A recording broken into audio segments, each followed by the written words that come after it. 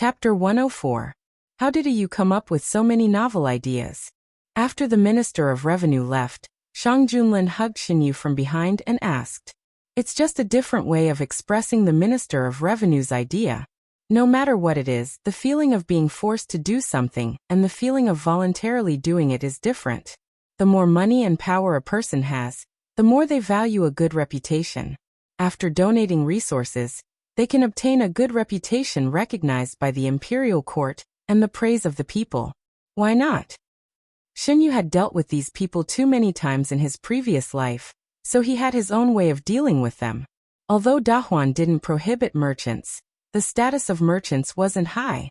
They had enough wealth in their hands, but they were still constrained by various kinds of restrictions.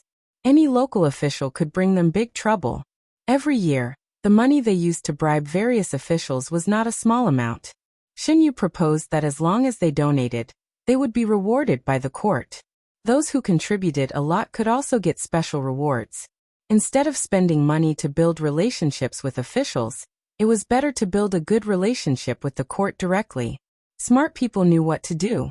After the Minister of Revenue returned, he immediately summoned all the officials in the Ministry of Revenue to discuss.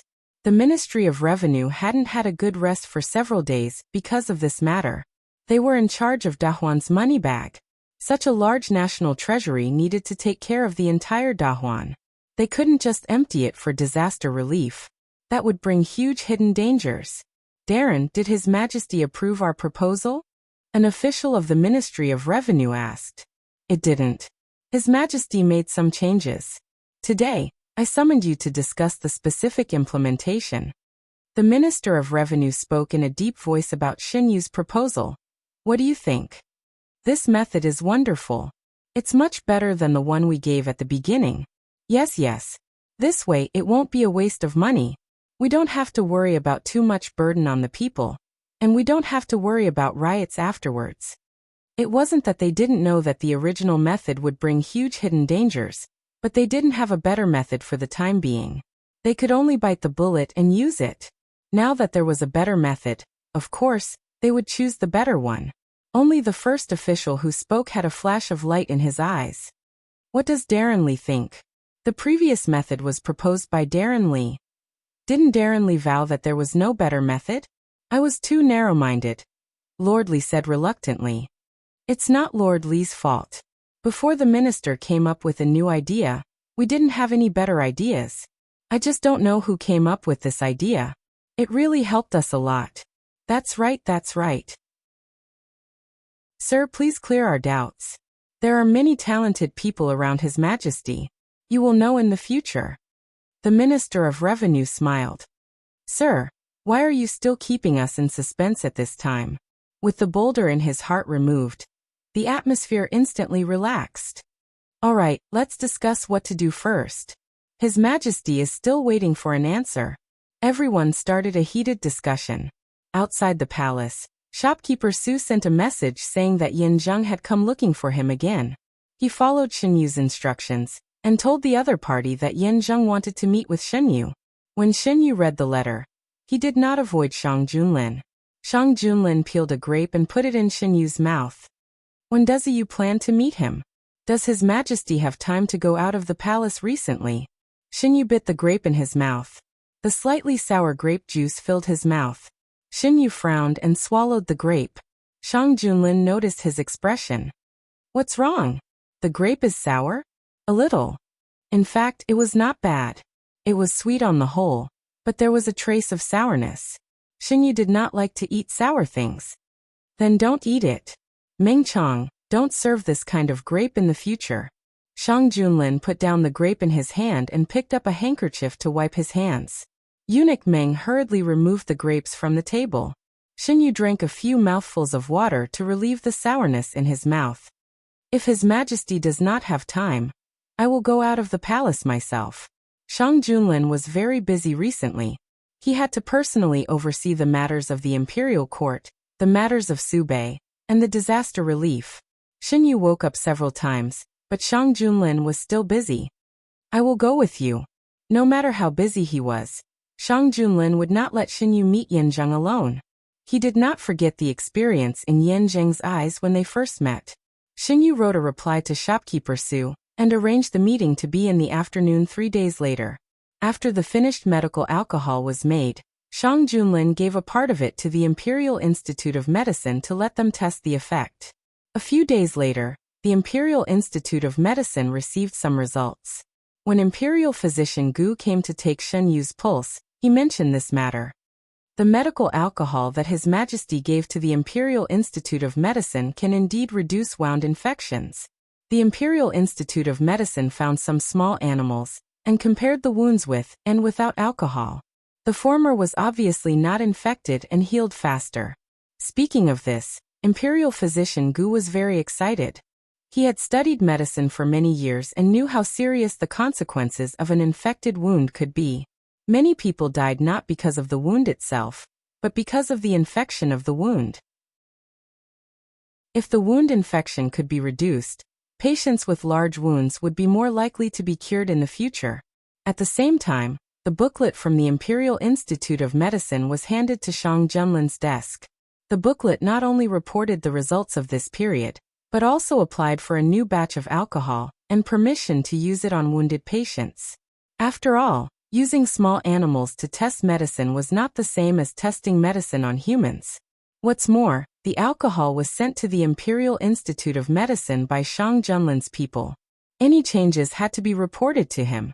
If it can really be used on humans, the soldiers at the border will be able to reduce a lot of unnecessary casualties. In Yuzhong Palace, Shang Junlin and Shen Yu talked about this matter with a slightly excited tone. Shang Junlin had entered the army when he was young, so he had a deep understanding of the living conditions of the soldiers at the border. He had experienced too many deaths and knew that many soldiers did not die on the battlefield, but died because their wounds were not properly treated in time. After Shang Junlin ascended the throne, he assigned military doctors to all the troops.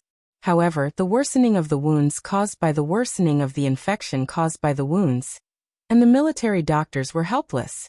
Shen Yu made some more and sent it to Yuzhong Palace yesterday. Your Majesty can give it to the Imperial Institute of Medicine. If it has the same effect on humans, we can start preparing to popularize alcohol in the army. Yu is right. If it can really reduce the casualties of the soldiers, Shen Yu can be considered to have made a great contribution. After the Imperial Institute of Medicine obtained the alcohol, Shang Junlin specially ordered them to be allowed to bring the alcohol into the Imperial prison. The prisoners in the Imperial prison were all criminals who had committed heinous crimes and were awaiting punishment. Among them, there were many who had been tortured. It was a good opportunity to test the effects of the alcohol. Led by Imperial Physician Gu, several Imperial physicians entered the Imperial prison with medicine boxes. Later, a terrifying legend began to spread in the Imperial prison. It was said that the Imperial prison set up a new type of punishment. The torturer wore white clothes and did something to the prisoners. The prisoners' heart-wrenching screams could be heard from afar. During that time, the prisoners in the Imperial prison were especially obedient. They would answer whatever questions were asked. The efficiency of handling cases was more than doubled. Isn't Imperial Physician Gu killing 2 birds with 1 stone? Shen Yu couldn't help but laugh after reading the booklet. The people from the Supreme Court also asked if they could directly arrange for a few Imperial physicians to be stationed in the Imperial prison. They said that the methods of the Imperial physicians were much better than torture to deal with some difficult prisoners. Shang Junlin also didn't expect such an unexpected development. Imperial Physician Gu and the others probably didn't expect that they would become a nightmare for the prisoners in the Imperial prison. Needless to say, the Chancellor of the Supreme Court really did visit the Imperial Institute of Medicine. This made Imperial Physician Gu and the others speechless. They studied medicine to save the dying and heal the injured, not to torture people. When alcohol came into contact with the wounds, it would indeed cause great irritation. Imperial Physician Gu and the others had tried to reduce this irritation, but to no avail. The prisoners had many wounds on their bodies. If they applied alcohol on a large area, it would definitely be unbearable for them. Official Fong and the others finally arrived in Subei. The black-clothed men who were secretly protecting them returned to their hiding places. The ones who came to greet them were Sun Zhao and two other officials from Subei, who had arrived earlier. After exchanging some pleasantries, they moved into the Subei government's residence. The other officials all breathed a sigh of relief. Only official Feng knew more than the others and didn't dare to let down his guard. When the supplies arrived, the officials from Subei and the officials from the imperial court began to arrange the disaster relief. Official Feng was led around by several enthusiastic officials from Subei to stroll around the area. Just by looking at this place, one wouldn't think that the disaster was serious. The road was very clean, and there weren't any seriously affected victims on the side of the road. Occasionally, they would see a few people walking by, but they were all in a hurry and didn't dare to look at them. Official Feng secretly remembered these abnormalities in his heart. Let's go back. Won't Official Feng continue to look around? It was impossible to see anything even if he continued to look. Official Feng became suspicious, but he didn't show it on his face. This official is tired. I'll go back and rest first. The two officials who accompanied him looked at each other. One of them, who had a goatee, said, Official Feng has traveled a long way to Subei. It's time for you to take a good rest. Rest assured, Official Feng, we will arrange the disaster relief. After returning, Official Feng wrote two memorials. One was to be sent to the capital from Subei, and the other was to be handed directly to the black-clothed men, who were secretly following him. This unusual memorials wouldn't pass through the hands of any officials, and would be sent directly to Shang Junlin. Shang Junlin freed up an afternoon to accompany Xinyu to the palace to meet Yan Zheng. The agreed meeting place was still Yingxing Tower. The waiter led the two to a private room. Two guests, this is the place. Xinyu nodded to the waiter and walked into the private room with Shang Junlin. A man in a dark purple robe stood by the window with his back to them. When he heard the sound, he turned his head and saw Xinyu and Shang Junlin.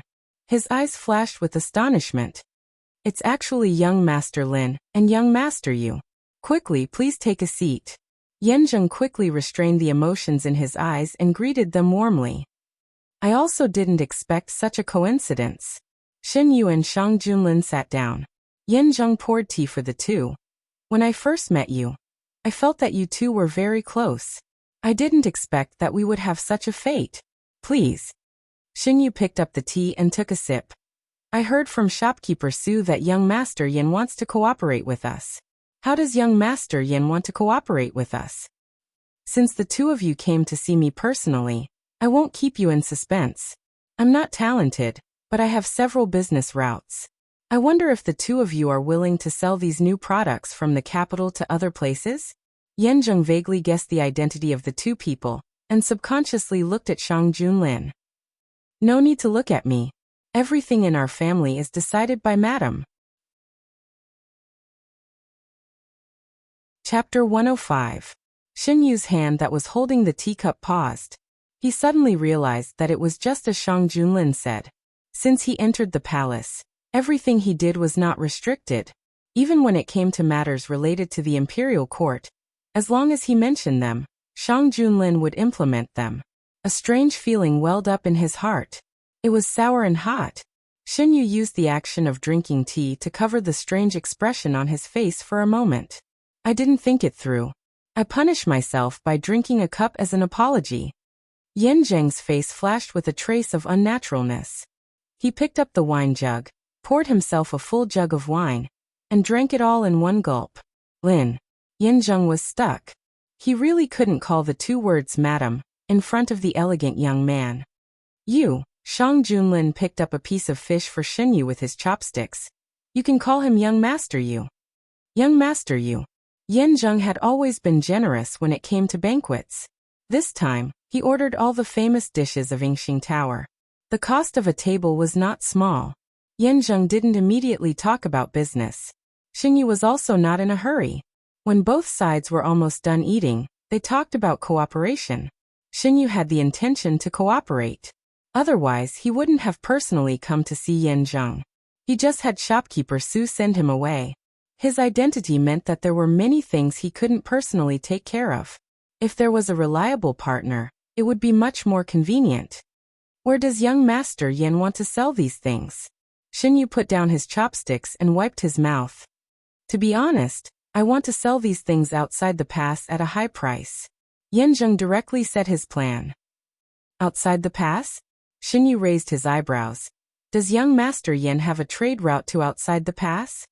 Because of the loss of a large area of land during the reign of the late emperor, Dahuan didn't open the trade route to outside the pass. Of course, there was no explicit ban on merchants doing business outside the pass. As the relationship between Dahuan and other countries stabilized, there were gradually developed merchants who specialized in traveling inside and outside Dahuan. They would sell Dahuan's goods outside the pass at a high price, then bring back goods from outside the pass and sell them at a good price. However, the risk was very high. After all, without the protection of the government, the slightest carelessness could allow robbers to rob them. The loss of property was small, but in serious cases, they could even lose their lives. I have some connections. Yanzheng smiled. Compared to Dahuan, I prefer to earn money from people outside the border. Yanzheng was obviously prepared in advance. Their conversation was organized and clear. Xinyu also expressed some of his own ideas. Shang Junlin also joined in the discussion.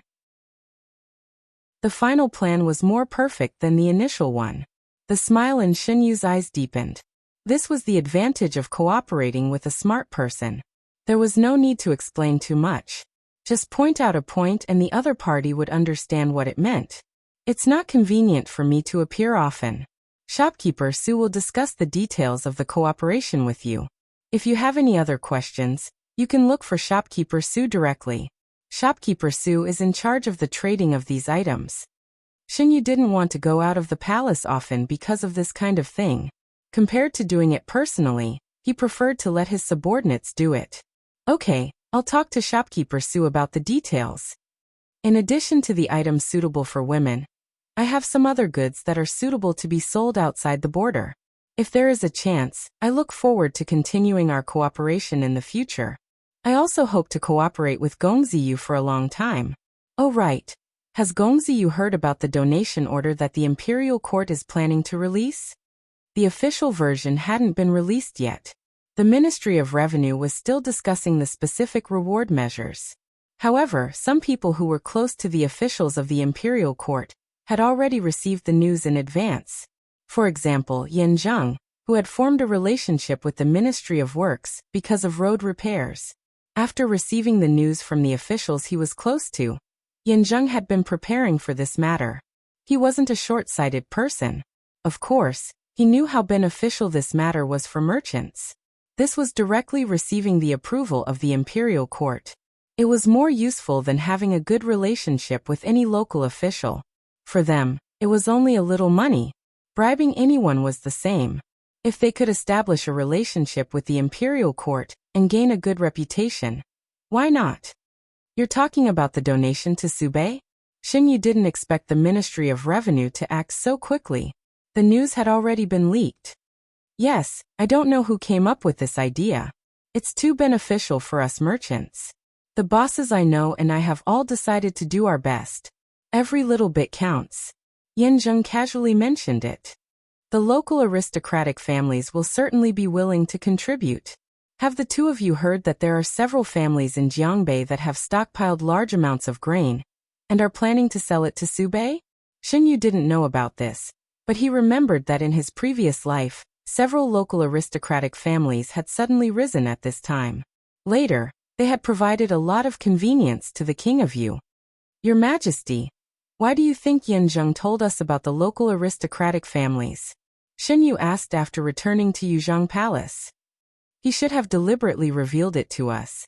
If I'm not wrong, the Ministry of Revenue will soon receive this news.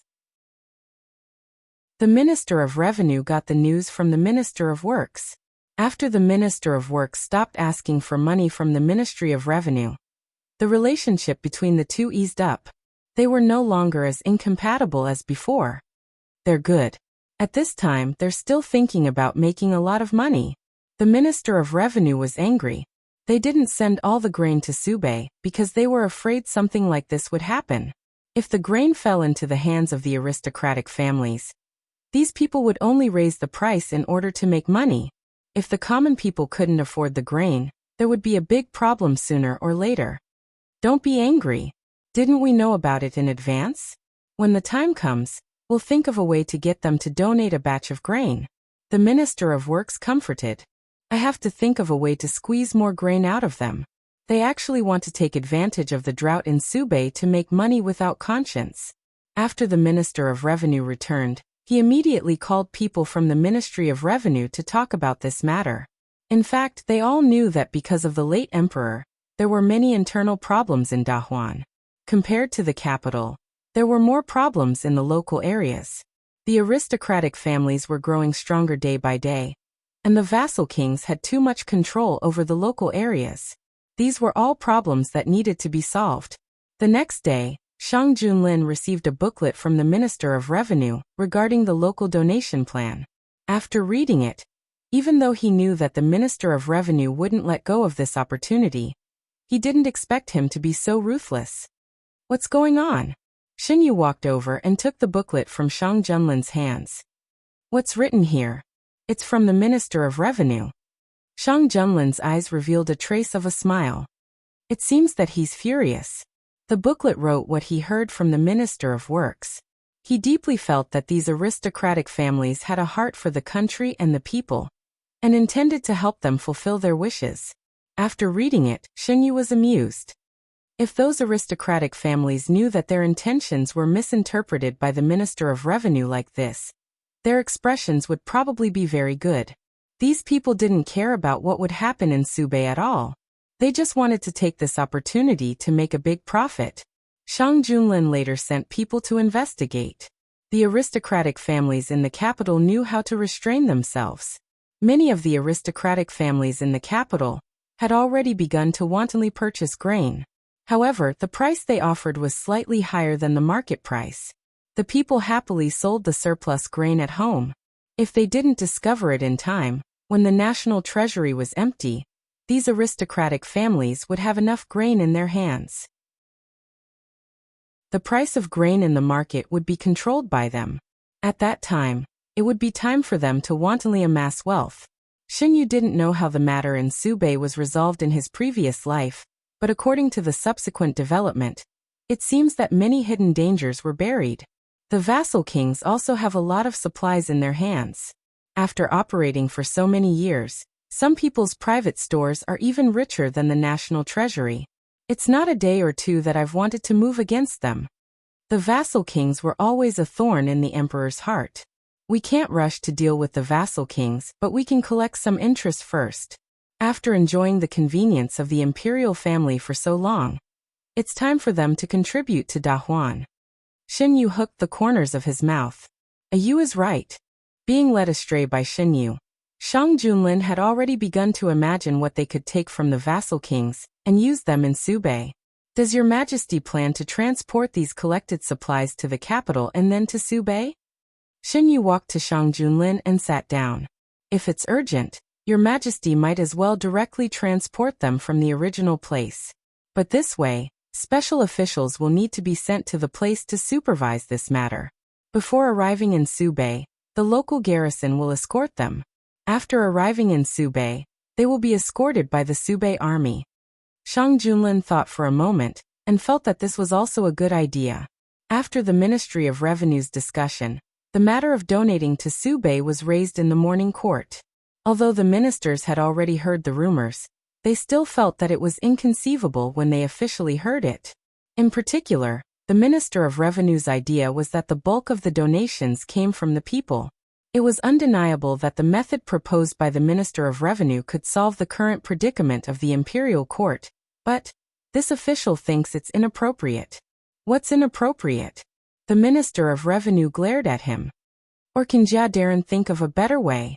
Then this official will listen with respectful attention. How can the imperial court ask for money from the people? Isn't this embarrassing? How is this asking for money? Isn't it voluntary? As a citizen of Dahuan, Dahuan is in trouble, so it's reasonable to contribute. Or is Jia Darren unwilling to contribute? This official thinks that this method is very good.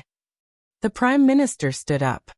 To show my support, This official is willing to donate 1,000 taels of silver.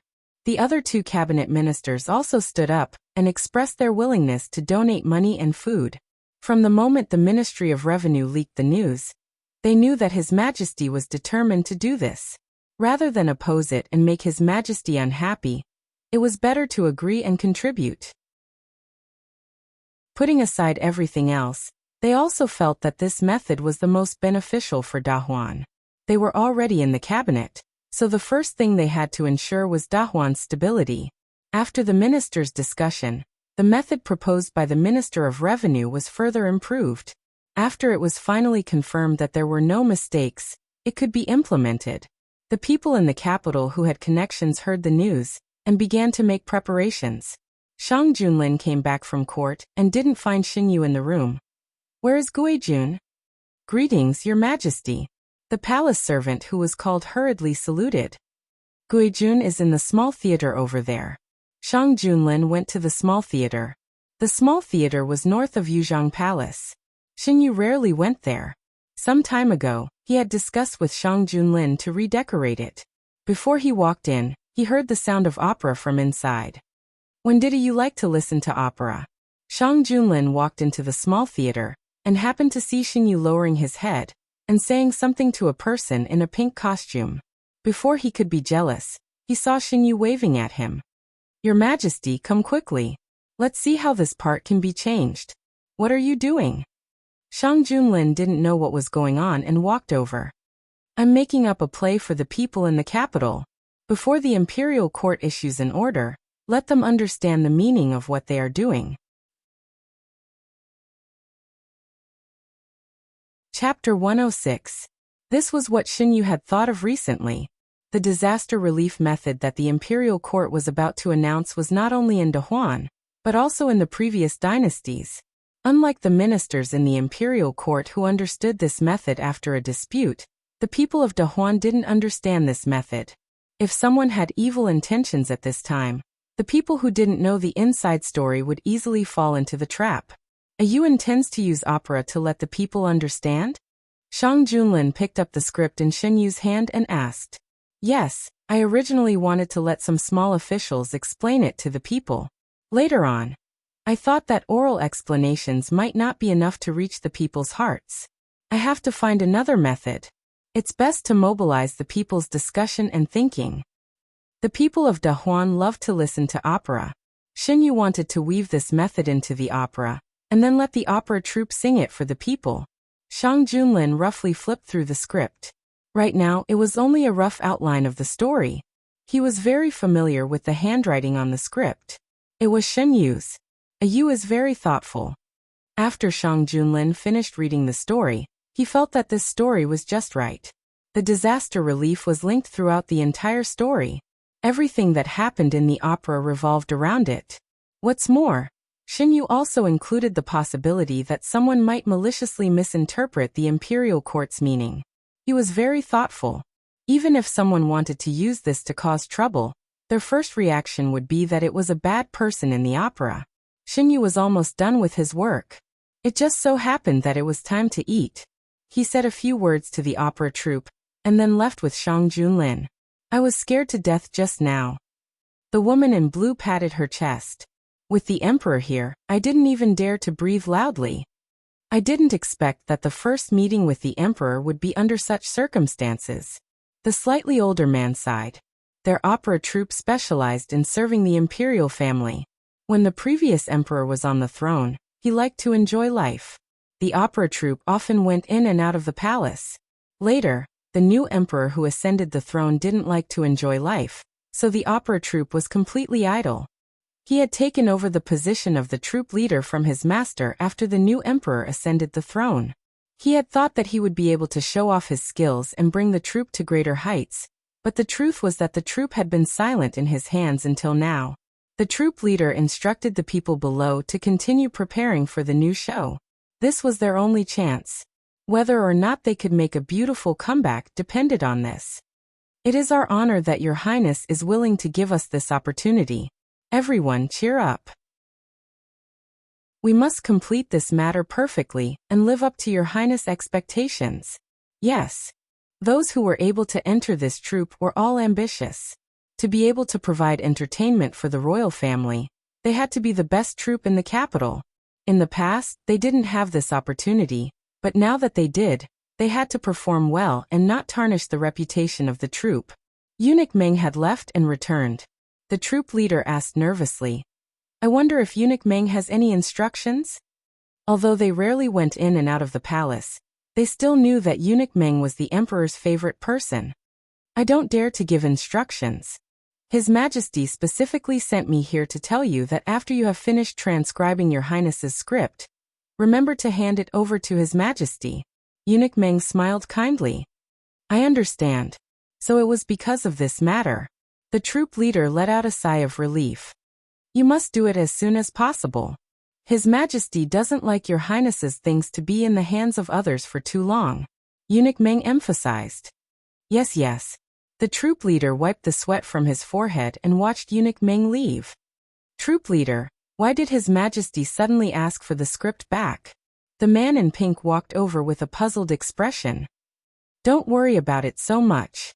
Find someone with good handwriting and transcribe the script first." In just a short while, the troop leader had already seen how much His Majesty cared about this emperor. It wasn't surprising that he would ask for the script that your Highness had personally written. "I'll do it. I can also deepen my understanding of the role." The man in pink volunteered. He was playing one of the main characters and had a lot of scenes. He really needed to understand the script very well. The troop leader hesitated for a moment before agreeing. The man in pink happily took the script and went to transcribe it. The others looked enviously at the back of the man in pink. They had all been retrained in the troupe. They had never entered the palace and had never seen the nobles in the palace. "Before we came, the teachers in the troupe warned us that we must be very, very careful after entering the palace. The slightest carelessness will cause us to make mistakes. At that time, it would be a small matter if something happened to us, but if we implicated the troupe, it wouldn't be too much to ask for our deaths. As a result, I've always been very nervous. After coming here, I realized that it was completely different from what the teachers said." The youth who spoke was about 16 or 17 years old. His face still had a hint of immaturity and his eyes were clear. "Me too. When I entered the palace, I had to be very careful with every step. I was afraid that I would take a wrong step. When I was waiting to see your Highness, I was so nervous that my heart almost stopped. After seeing your Highness, I realized that your Highness is completely different from the nobles that the teacher said. He is approachable and doesn't put on any airs. If there is something that we don't understand, he will explain it to us." I just plucked up my courage to ask your Highness a question. Your Highness' voice is really nice to hear. The youth who spoke laughed. I shouldn't have hesitated just now. Otherwise, I would have been able to ask your Highness a question. It doesn't matter. Your Highness will definitely come again in the future. We still have a chance. Your Highness is beautiful, has a nice voice, and is talented. No wonder your Highness is always favored. I envy Nanxiao. He asked your Highness a lot of questions today, and your Highness answered all of them for him. Now he can even transcribe the script. I also want to. Who doesn't want to? But our handwriting is not as good as Nanxiao's. When the troop leader told us to practice our handwriting, we shouldn't have been lazy. The others nodded in agreement. Today's experience fully showed that good handwriting was really important. Before the new drama was finished, they needed to live here. Considering that most of the people who came were young, Shen Yu specially ordered the kitchen to make some delicious food for them. After Shen Yu entered the palace, the craftsmanship of the imperial chefs in the palace skyrocketed. Not to mention other things, they could be said to be handy when it came to cooking delicious food. With Shen Yu's instructions, the deliciousness of the food the troupe ate in the palace was far better than outside. "Master, when you came to the palace before, did you eat such delicious food?" The large table of food was finished. The youths who were full collapsed on the chairs and became more and more curious about the senior in the palace. The middle-aged man who was called Master was silent for a while. "No, these should be specially ordered by your Highness." In the eyes of your Highness, they were just servants. The food they ate was not much better than the palace servants. How could they be treated like today? It was not a secret that Xinyu summoned the performers to Yuzhong Palace. Although they did not know what Xinyu's purpose was, the ministers who heard the news still frowned. How can your majesty be so mischievous? The north is facing a drought, and you still condone your highness to enjoy himself? Your majesty has favored the legitimate son of Count North for a long time. If you don't like it, you can impeach him. Now who dares to impeach this matter? Look at what happened to the previous imperial censors. The ones who impeached the most ruthlessly have long disappeared from the court. Are you going to let your majesty be so mischievous? What do you think, Prime Minister? Is your majesty ignoring the court or what? Did your highness summon the troop into the palace affect the government? Has his majesty been too lazy to enjoy himself and ignore political affairs? Your highness has been in the palace for so long. Have you done anything harmful to Dahuan? The prime minister's series of questions made the ministers confused. They murmured. No. That's it. I say you are all idle. You keep an eye on the affairs of the harem every day. Have you finished the government affairs in your hands? Have you understood the specific measures regarding the donation? Don't make me teach you step by step. The prime minister, who was almost crazy with work, really couldn't stand these people who didn't do proper business. Several officials were asked until their faces turned red. They lowered their heads and went back to do their own things. Yuzhong Palace. After the meal, Xinyu lay on Shang Junlin's lap and read a novel. The novel was bought from outside the palace. After knowing Xinyu's preferences, there would be palace servants who were responsible for purchasing the latest novel for Xinyu every month. After half a year, Xinyu had finished reading all the novels in the palace's library. When I went to the small theater, what was you talking about with the woman in pink? Xinyu was reading something interesting, and was interrupted. She was stunned. What woman in pink? After asking, she realized what Shang Junlin was asking. She explained with a smile. That was a man. It's just that his frame was small and he was short. He was one of the main characters. He was asking me some things about the play. There are so many people. Why did he ask you? If you can't understand, you can just ask someone else. Shang Junlin twirled a strand of Xinyu's hair around his fingertips. Why is your majesty so unreasonable? Xinyu raised his head and looked at Shang Junlin with interest. Your majesty only saw him. Before your majesty came, many people also asked me questions. According to your majesty's idea, these people should be replaced? Shang Junlin pursed his lips as he imagined that scene. Xinyu raised his hand and poked Shang Junlin's chin. Is your majesty angry? I'm not. The next time I go there, I'll accompany you. Shang Junlin knew how good Au was. It was normal for such a good Au to be liked by many people. He just felt unhappy that his treasure was being peeped at by others. You're really not angry? Xinyu raised his head and asked. No, I'm not angry at Au for this kind of thing. Shang Junlin denied. Okay then, Xinyu deliberately dragged out his tone. I originally wanted to kiss your majesty if you were angry. Since your majesty isn't angry. I'm angry, Shang Junlin suddenly interrupted Xinyu's words. I'm angry. Ha ha ha. Xinyu shook with laughter on Shang Junlin's legs. Your majesty just said that you wouldn't be angry over this kind of thing. I said that I wouldn't be angry at you, but I didn't say that I wouldn't be angry at others. Seeing that scene, Shang Junlin almost couldn't suppress the violence in his heart. Of course he wouldn't blame Au. He wouldn't be angry at Au. He only blamed those who deliberately approached Au. If Xinyu hadn't noticed his arrival and stopped him, Shang Junlin didn't know what he would have done. The violence in his heart could only be soothed by Xinyu. Shang Junlin stared fixedly at Xinyu. The affection in his eyes was like thick ink that couldn't be melted. His pupils were originally pitch black. When he stared at someone so intently, that person's reflection was imprinted in his eyes. It was as if he wanted to suck that person in. Xinyu was stared at by him and slowly stopped laughing. He could feel the drowning feelings in Shang Junlin's eyes. He propped himself up with one hand and hooked Shang Junlin's neck with the other, slowly approaching him. Then I'll kiss your majesty. Your majesty won't be angry, okay? Chapter 107. Xinyu's voice was very low. Every word seemed to have a hook, drilling into Shang Junlin's heart. Shang Junlin supported Xinyu's waist with one hand, supporting the young man's body. Xinyu saw that he would not fall, so he put his hands on Shang Junlin's shoulders. The distance between the two was getting closer and closer. They looked at each other, and each other's figure was reflected in their eyes. Their lips touched. The tremor suddenly increased. Xinyu slowly closed his eyes and pecked the man's lips. Shang Junlin put his other hand on Xinyu's waist, and his fingers clasped her flexible waist. He resisted the urge to tear the young man apart and swallow him whole, allowing the other party to touch his lips lightly. It was like drinking poison to quench thirst. Xinyu knew that the other party would not be satisfied with such a touch, so he slowly pried open the other party's lips and entered. Similar to Xinyu's usual style, there was no straightforward violence.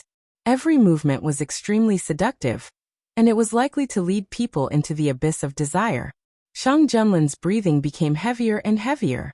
When Xinyu was about to withdraw, he took the initiative, captured the young man's lips, and heavily invaded. His attack was fiercer than ever before. His white and slender fingers weakly grabbed the black clothes on the man's shoulders, leaving wrinkles. However, at this time, no one cared about the marks left on the expensive clothes. After the kiss, Xinyu leaned on the man's shoulder, panting slightly. "Your Majesty, are you still angry?" Shang Junlin's eyes were dark, and his voice was slightly hoarse. "If I say that I'm still angry, will you coax me again?" "What do you think, Your Majesty?" Xinyu's voice was lazy and a little hoarse. After his breathing calmed down, Xinyu turned over and leaned on Shang Junlin's chest.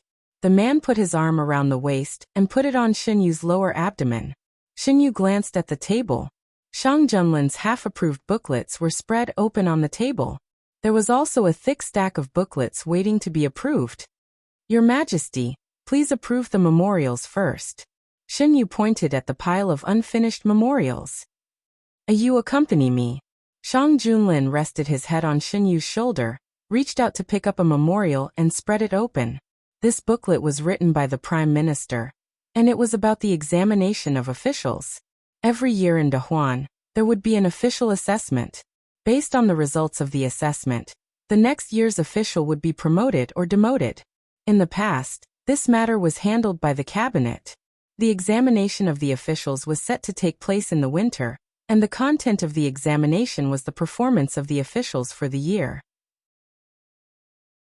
Specialized officials would report the situation to the cabinet, and after the cabinet discussed it, they would report it to the emperor, who would make the final decision.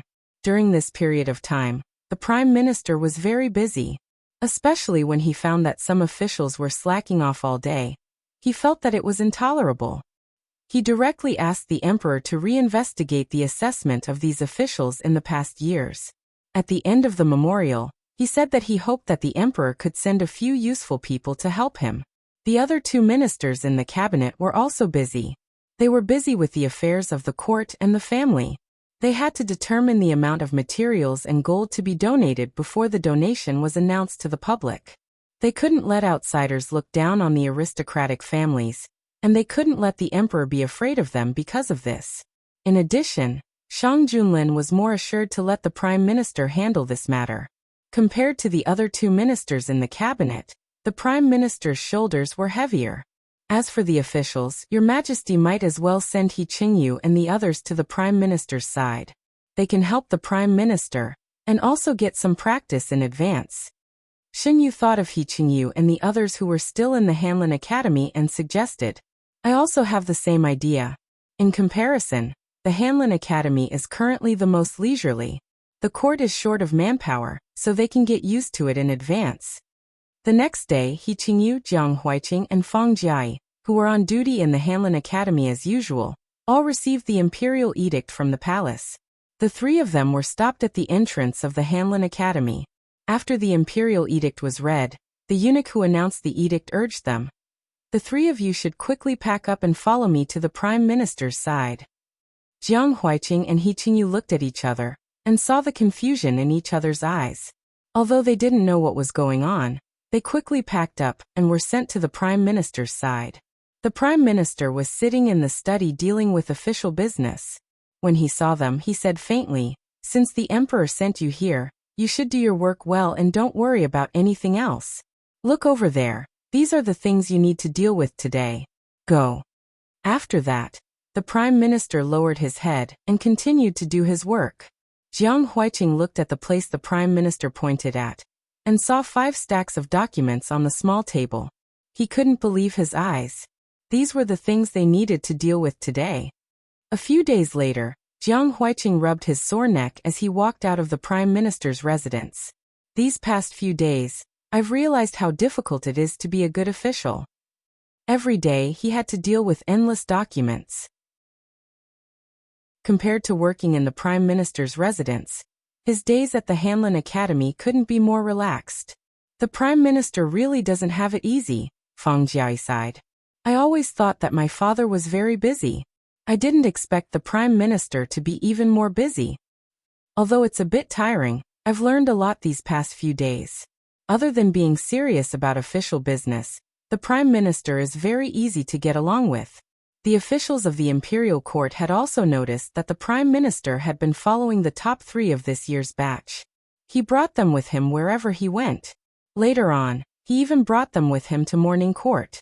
There were some people who complained about this, but since the Emperor didn't blame them, they couldn't say anything.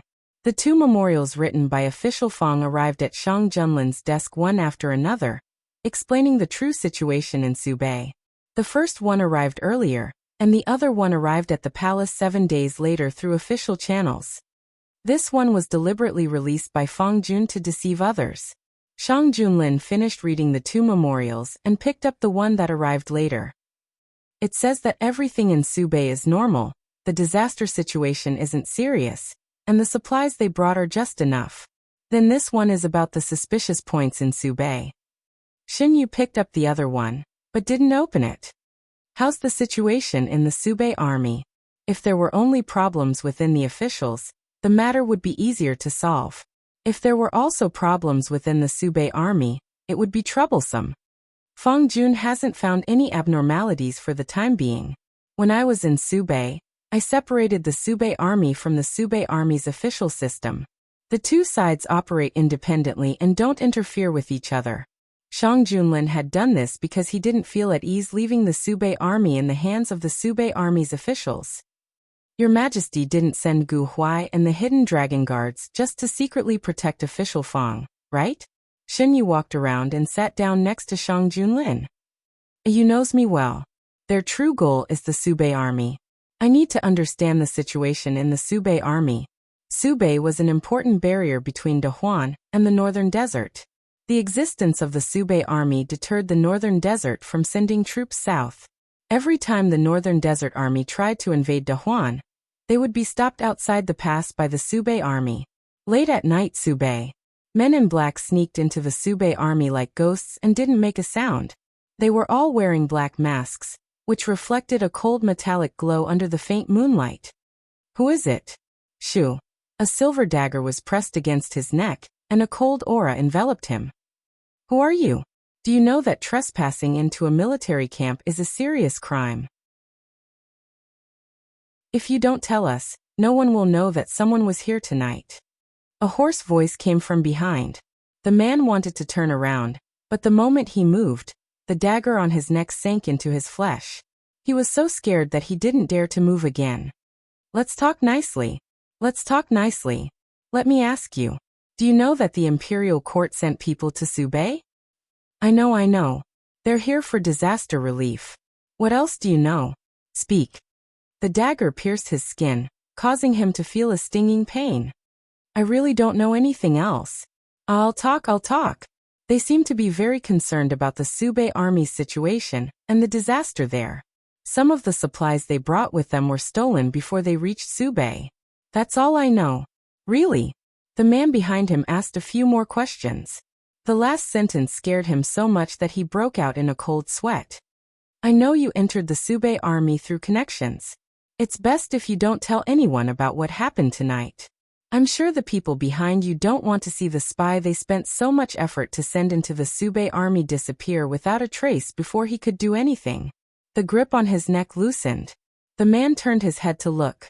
There was no one else in the tent except for himself.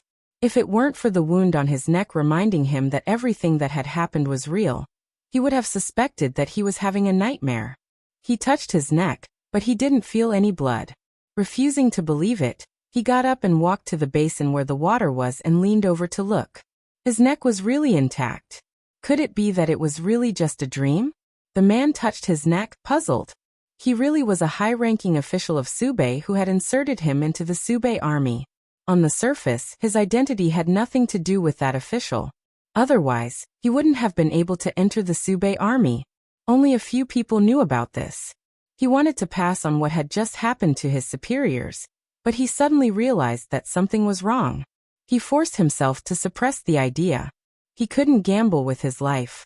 The next day, he indirectly asked the soldiers guarding outside the tent. Everyone said that nothing unusual had happened last night. Mr. Hu, did something happen? Mr. Hu subconsciously touched his neck. It's nothing. Is the general in the tent now? I have some questions about the disaster relief. Yes, this way please. The hidden dragon guards personally delivered the information about the Subei army to Shang Junlin. The Prime Minister seems to think highly of He Qingyu and the other two. Xinyu glanced at Shang Junlin's open memorial. He has praised them several times. I heard that ever since the three of them started working for the Prime Minister, the Prime Minister has been able to spare some time to drink tea every day. He can also occasionally play chess with Jiang Huiqing and He Qingyu. Shang Junlin didn't comment on the Prime Minister's comfortable life. Huiqing also wrote to me. Other than the large amount of documents they have to deal with every day, the Prime Minister takes good care of them in other aspects. In just a few days, the three of them had matured a lot. With their help, the Prime Minister's progress had also sped up. When Shen Yu's play was performed outside the palace, the donation policy would officially be implemented. He's still writing to you?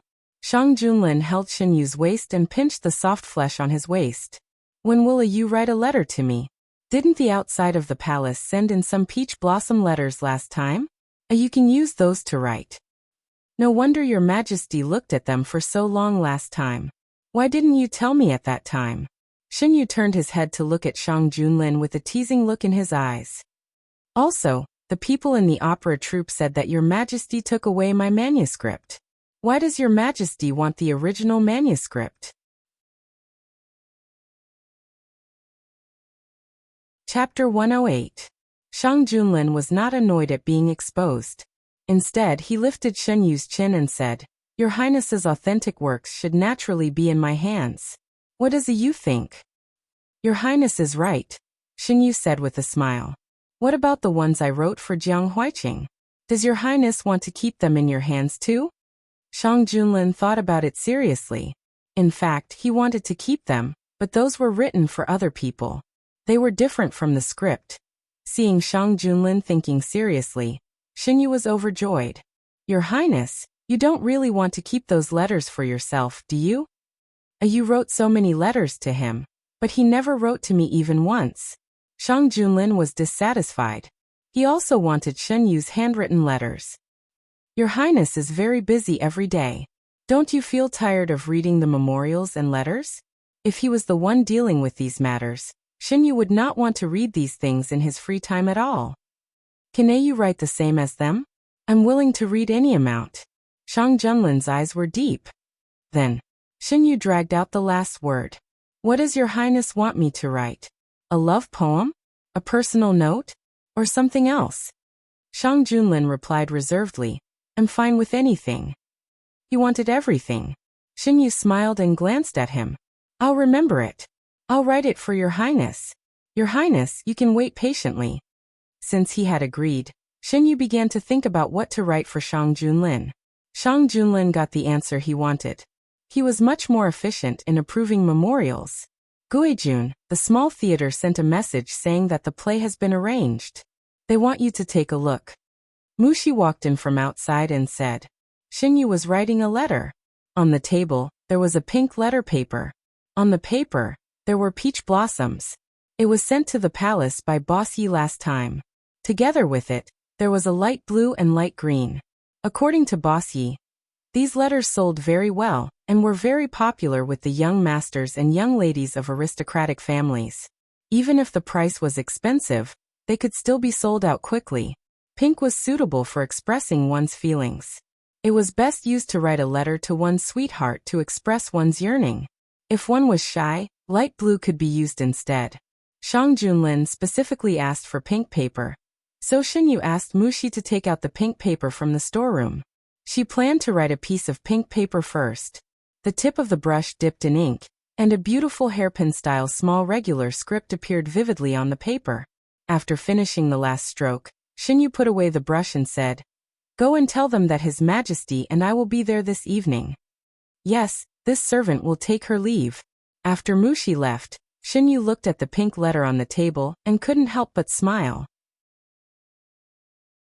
Who would have thought that the decisive His Majesty would ask for a small letter in private? When the ink on the paper was dry, Xinyu put the letter away and put it in the envelope prepared in advance. The envelope was also sent by Boss Yi.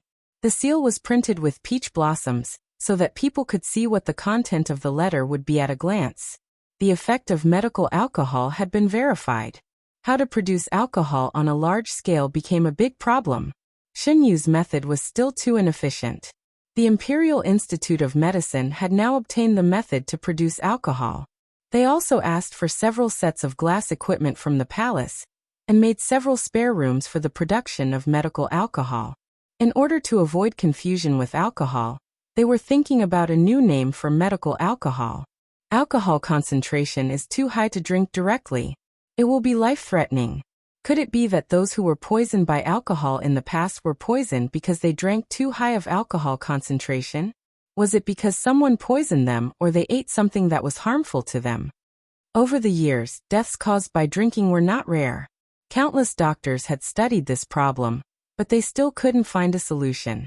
After investigation, they found that these people who died had almost nothing in common except drinking. It's not impossible.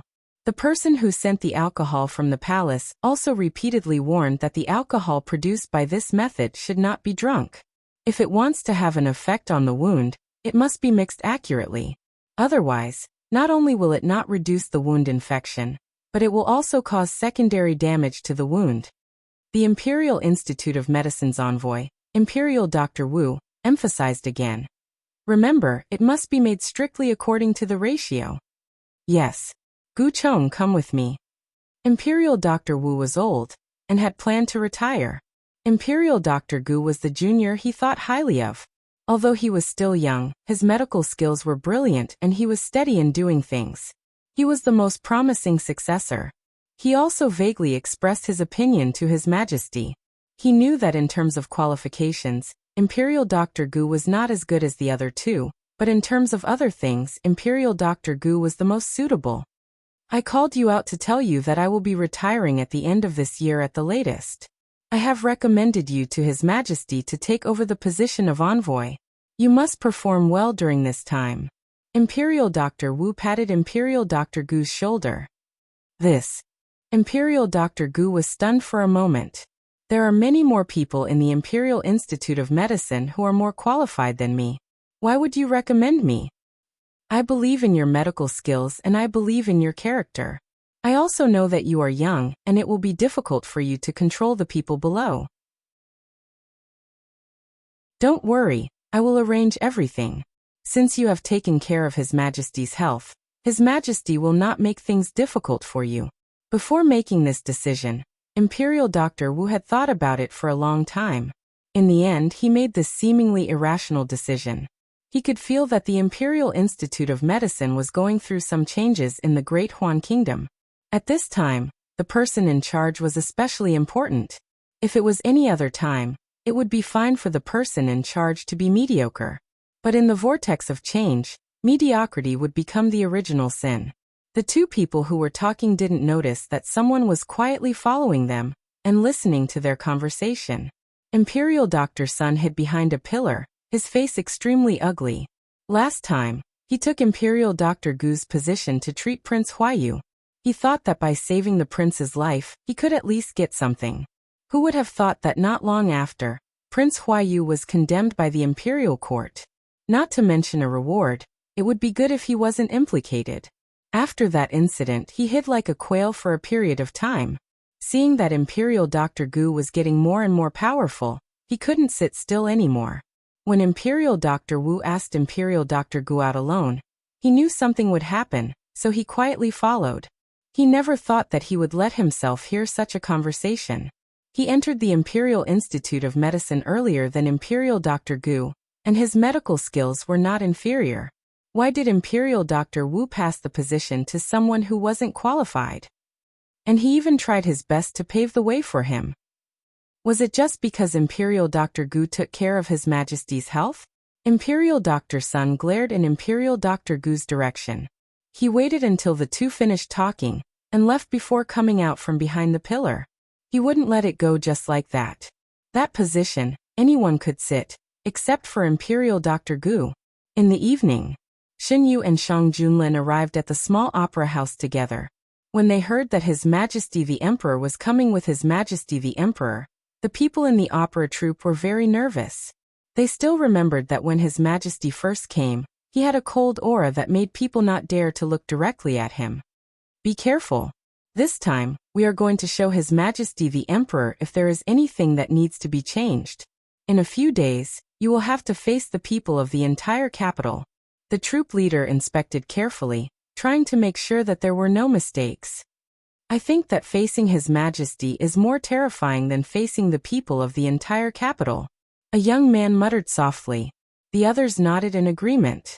Of course, they would rather face a group of people below the stage. After all, that was a scene that they were familiar with.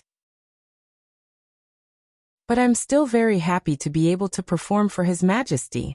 Since that time, His Majesty has only summoned the troop leader to meet him alone. I'm so envious of the troop leader. The troop leader had already walked to their side. The others were silent, and the young man who just spoke also hurriedly lowered his head.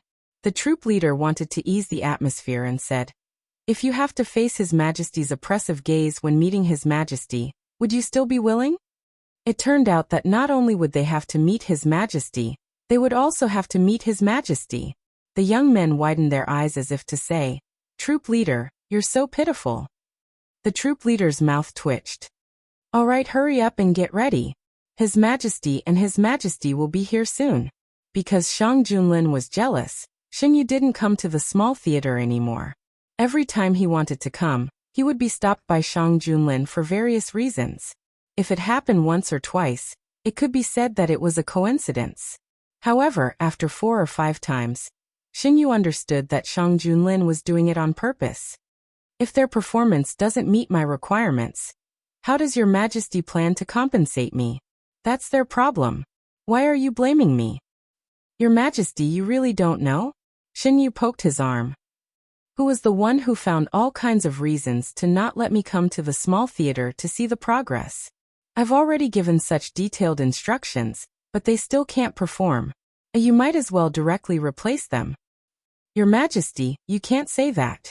The performance this time is not the same as the previous ones. It's normal that they can't grasp some parts. Later, in order to take care of Shang Junlin's emotions, Xin Yu called the troop leader to the main hall for questioning.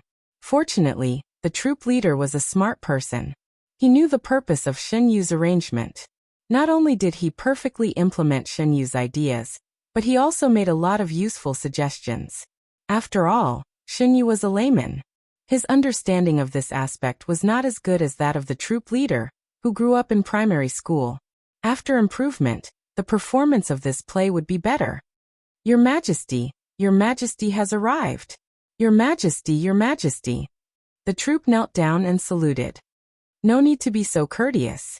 Today, I came with Your Majesty just to be the first to see this play. Shang Junlin sat down with Xin Yu. Let Mu Shi and eunuch Meng sit at the back and watch. Xin Yu glanced at the palace servants standing at the side. They sat in the middle of the front row with the best view. There were many empty seats behind them. Xin Yu glanced at them, and simply let the troop members sit at the back. At the beginning there was a cheerful piece of music.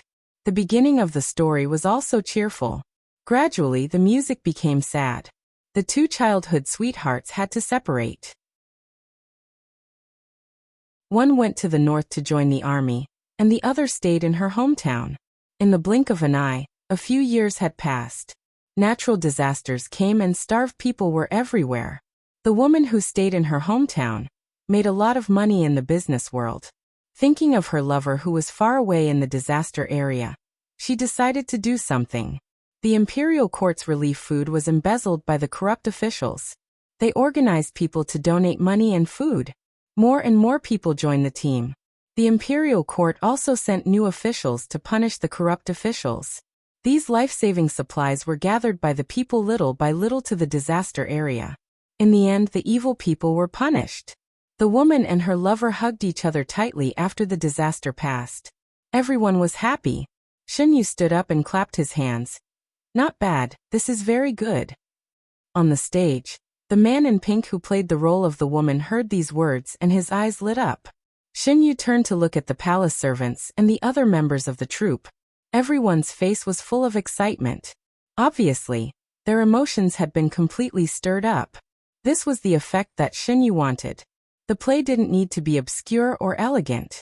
The most important thing was that it could make the audience feel immersed. They couldn't help but think, what should they do in such a situation? What could they do? Now that there was a drought in the north, could they also do something? Could she also be like the woman in the play and do her part? No matter how small a person's strength is, when gathered together, it is an unshakable force. Shang Junlin understood this principle very well. Yes, some people will always ignore that many little things make a mickle. People who are too arrogant will fall sooner or later. Shinyu discussed some details with the troop leader and returned to the bedroom with Shang Junlin. Did you notice that the man in pink has been moving closer to you? Shang Junlin approached Shinyu from behind. No. Shinyu's mind was on the play. He didn't have time to pay attention to these things. Pleased by Shinyu's answer, Shang Junlin laughed in a low voice. Shinyu's ears were numb from his laughter. Didn't His Majesty want me to write a letter to you? I've written it. Shinyu walked to the secret compartment and took out the envelope. I've written 23 letters to Jiang Huiqing. I've written twice to His Majesty. This is the first letter. Does His Majesty want to see it?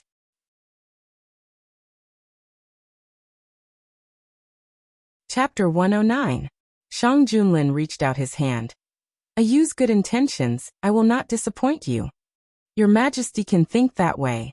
Shinyu looked at him with a faint smile and put the letter in his big palm. Shang Junlin didn't open the letter in front of Shinyu, but put it in his arms. Your Majesty, don't you want to see what I wrote? As long as it's written by a you, I will like it. Shinyu saw that he really didn't want to open the letter immediately, so he didn't force him. In fact, he was quite curious about Shinyu's reaction when he read the letter. At night, after Shinyu fell asleep, Shang Junlin looked at the sleeping face of the person in his arms with tenderness in his eyes. Under the soft candlelight, the young man's facial features were delicate, and there was a faint blush on his white skin. Shang Junlin knew how beautiful the young man's cheeks were when they were dyed red. The young man's eyelashes were very long, and they drooped down quietly, like a resting butterfly. Shang Junlin had lived in the palace since he was a child, so he had seen countless beauties. When he first ascended the throne, there were many who dared to approach him because of their beauty. He only felt disgusted when these people touched him. No matter how beautiful they were no different from ordinary people in his eyes, until he met Shinyu. For the first time, he had a strong desire to touch someone. For the first time, he wanted to hold someone in his arms. For the first time, he wanted to trap someone and not let them leave at all costs. Shinyu now took the initiative to find a comfortable sleeping position in his arms, and he was also used to sleeping with the person in his arms. After confirming that Shinyu was asleep, Shang Junlin sat up gently and took out the letter under his pillow. He opened the letter with half expectation and half apprehension, then slowly took out the pink letter and opened it. What came into view was a beautiful hairpin-style small regular script. Shang Junlin was stunned. He had seen Shinyu's semi-cursive script, cursive script, and running regular script, but it was the first time he saw this kind of handwriting. What are you secretly looking at, Your Majesty? Shinyu's voice sounded with a slight smile. Shang Junlin tilted his head and saw Shinyu looking at him with a teasing look in his eyes. You hasn't slept yet? Shang Junlin blushed a little. If I slept, wouldn't I not be able to see your majesty secretly reading my letter in the middle of the night? Xinyu propped herself up. Her long hair flowed down her shoulders like a waterfall. The young man's face appeared particularly gentle under the candlelight. Only his eyes were shockingly bright, like stars shining in the dark night sky. Shang Junlin turned his body slightly and covered Xinyu's eyes with one hand. You wrote it. We like it very much. Xinyu's eyes were covered, so he couldn't see the man's face that was getting redder and redder. He blinked, and his eyelashes fluttered like feathers across the man's palm. The numbness spread from her palm to her heart. It's good that your majesty likes it. Xinyu was also very nervous when he wrote the letter. His literary talent seemed to have lost its effectiveness. In the end, he only left a few simple and straightforward sentences. A Yu's handwriting is very beautiful. It's as beautiful as a Yu's. Shang Junlin sighed softly. Xinyu removed the hand covering his eyes, sat up, and faced Shang Junlin. I only use this handwriting when I write to your majesty. It was only displayed in front of one person, and only bloomed for one person. His eyes were full of sincerity. Some emotions were hidden in a very deep place, and were faintly revealed to the outside world. Shang Junlin's Adam's apple bobbed. He forcefully pulled Xinyu into his arms. We're very happy, you. We'll never let you down. Xinyu raised and lowered his hands. After a few times, he seemed to have made up his mind. He wrapped his arms around the man's waist. Your Majesty, you promised me. You can't go back on your words. How can we go back on our words? Shang Junlin lowered his head and kissed Xinyu's hair. The faint fragrance lingered, and his entire heart calmed down. Xinyu leaned on the man's shoulder and slowly closed his eyes. If it was Shang Junlin, he was willing to try again. Looking at his life, he was bumpy when he was young. After he became an adult, he had been deceived. Even after he died, he was told that his life was used to help others. Xinyu was never willing to accept his fate easily. Therefore, when he knew that he was deceived in his previous life, he destroyed Prince Yu's dream of ascending the throne. In this life, he wouldn't let the ending in the book happen. If he could destroy the ending once, he could destroy it a second time. The only exception was Shang Junlin, the cruel and heartless tyrant in the book, who caused the people of Dahuan to live in misery. Wasn't as the book said. On the contrary, he was diligent and loved the people. He also gave Xinyu a sense of reality. On a day off, Imperial Dr. Sun brought a pot of good wine and visited a colleague. It was Imperial Dr. Qian, who had the same rank as Imperial Dr. Gu in the Imperial Hospital. Imperial Dr. Qian was a slightly fat middle-aged man. He looked very amiable. Because of his kind face, he was very popular. Originally, Imperial Dr. Wu was retiring, and Imperial Dr. Qian was supposed to be the new Imperial Doctor. What brings Imperial Dr. Wu here? Please come in. Imperial Dr. Qian smiled before speaking. He was so polite that no one could find any fault with him. Recently, I found a pot of good wine and specially brought it for you to taste. Imperial Dr. Sun raised his hand that was holding the wine pot. The smile on Imperial Dr. Qian's face deepened. He loved wine, but he couldn't drink when he was on duty in the Imperial Hospital. He could only drink a little during his break. When the two entered the room, Imperial Dr. Qian ordered the servants to serve wine and dishes. If you don't mind, Imperial Dr. Sun can stay and drink a few cups with me. Imperial Dr. Sun came with a purpose, so he naturally wouldn't refuse. Then it would be impolite for me to refuse. Imperial Dr. Qian asked the servants to set up a table in the small courtyard, and sat down face to face with Imperial Dr. Sunday. After 3 rounds of wine, Imperial Dr. Sun was a little drunk. He thought about his purpose of coming here and said, "There is one thing, but I don't know if I should say it." "What is it?" "If it's convenient, you can say it. Maybe I can help you solve your problems. It's about the Imperial Hospital. You should know that Imperial Dr. Wu is retiring soon. There are only a few people who are qualified to be the next Imperial Doctor. If it was someone else, I wouldn't say anything, but I feel that it's not worth it for you." Imperial Dr. Sun was filled with righteous indignation. The smile on Imperial Dr. Qian's face disappeared. "Oh, In fact, everyone in the imperial hospital thinks that you are the most qualified to be the next imperial doctor. Whether it is qualifications or other things, if the one who sits in that position is you, no one will have any objections. But someone took a shortcut and used his relationship with the nobles in the palace to take your position. Imperial Dr. Sun drank a mouthful of wine. His words seemed to be defending Imperial Dr. Qian. The current Imperial Doctor is still Imperial Dr. Wu. It's not good to jump to conclusions about the future. Imperial Dr. Sun should be careful with your words. Imperial Dr. Qian put down the wine cup. Imperial Dr. Sun looked at Imperial Dr. Qian's face and felt that the other party was not very happy. He thought that his words had an effect, so he continued. No matter what, the one who sits in that position should be someone like you. And don't think that I am talking nonsense. I can guarantee that everything I said is true. It was Imperial Dr. Wu who said it himself. Imperial Dr. Sun looked around and lowered his voice. Then what do you want me to do? Imperial Dr. Qian calmly asked. At least, you can't let someone who is not worthy sit in that position. Imperial Dr. Sun stated his final goal. I know. Imperial Dr. Sun is drunk.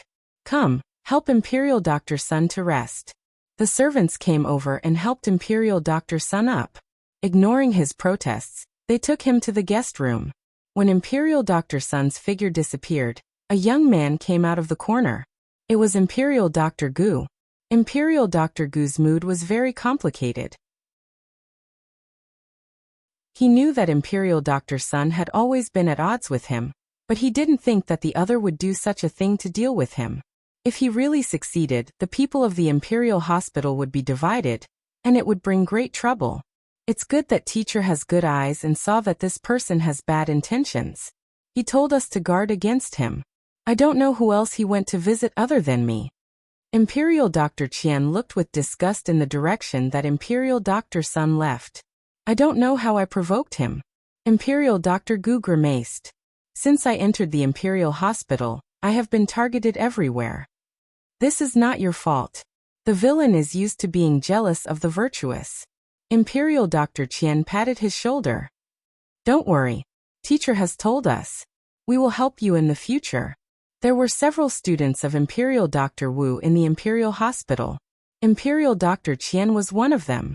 Imperial Dr. Wu knew the conduct of these students. Before he talked to Imperial Dr. Gu alone, he had talked with these students. Compared to fighting for power, his students preferred to study medicine. They didn't have any objections to their teacher's actions. You don't have to worry about Imperial Dr. Sunday teacher will take care of it. Thank you. Imperial Dr. Gu cupped his hands and thanked him. Because he was young, Imperial Dr. Wu took good care of him when he first entered the Imperial Hospital. Later, because he was indeed talented in medical skills, several of Imperial Dr. Wu's students gradually became good friends with him. If you want to thank us, why don't you take out your new medical book and discuss it with us? When I finish, I will ask for your advice. Imperial Dr. Sun didn't know that he thought he could provoke the conflict between the other Imperial doctors in the Imperial Hospital and Imperial Dr. Gu, but the first one to be dealt with was himself. By the way, have you seen the popular Return to Spring in the capital recently? It's your day off. Why don't you go and see it together? In addition to loving wine, Imperial Dr. Qian also liked to watch opera. This time, the people who watched the new opera were full of praise. Imperial Dr. Qian had been itching for a long time. Imperial Dr. Gu couldn't refuse, and went with Imperial Dr. Qian. Xinyu wanted to experience the feeling of sitting in the crowd and watching opera. He found a day when Shang Junlin wasn't busy and went out with him. There were many people in the opera. In order not to cause a sensation, Xinyu and Shang Junlin disguised themselves. Xinyu changed into a red robe this time. He was flamboyant like fire. His facial features were bright. Not only was his aura not suppressed by the red robe, but he was even more beautiful that people couldn't take their eyes off him. Shang Junlin looked at Xinyu in a red robe. His eyes were full of unconcealable amazement and strong possessiveness. He didn't want others to see Xinyu like this at all. Mushi was about to tie Xinyu's hair with a waterfall behind her head. Shang Junlin walked over. Give it to me. Mushi handed the hair tie and ivory comb to Shang Junlin. Shang Junlin used one hand to tuck Xinyu's long hair behind his back. The long black hair slid through his fingers. He held the ivory comb in his other hand and gently combed it. The ivory comb went into the black hair and smoothed it to the end. Xinyu touched his hair behind his back. "Your Majesty, do you know how to do it?" Shang Junlin proved with his ability that not only did he know how to do it, but he also knew how to do it very well.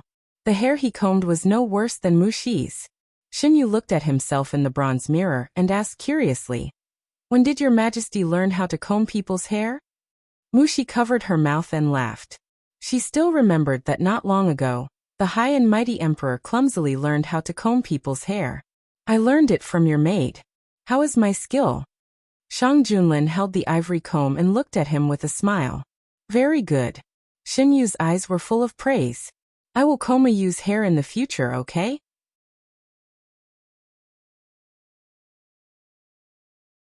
Chapter 110. As long as your Majesty doesn't find it troublesome. Xinyu looked at himself in the mirror again.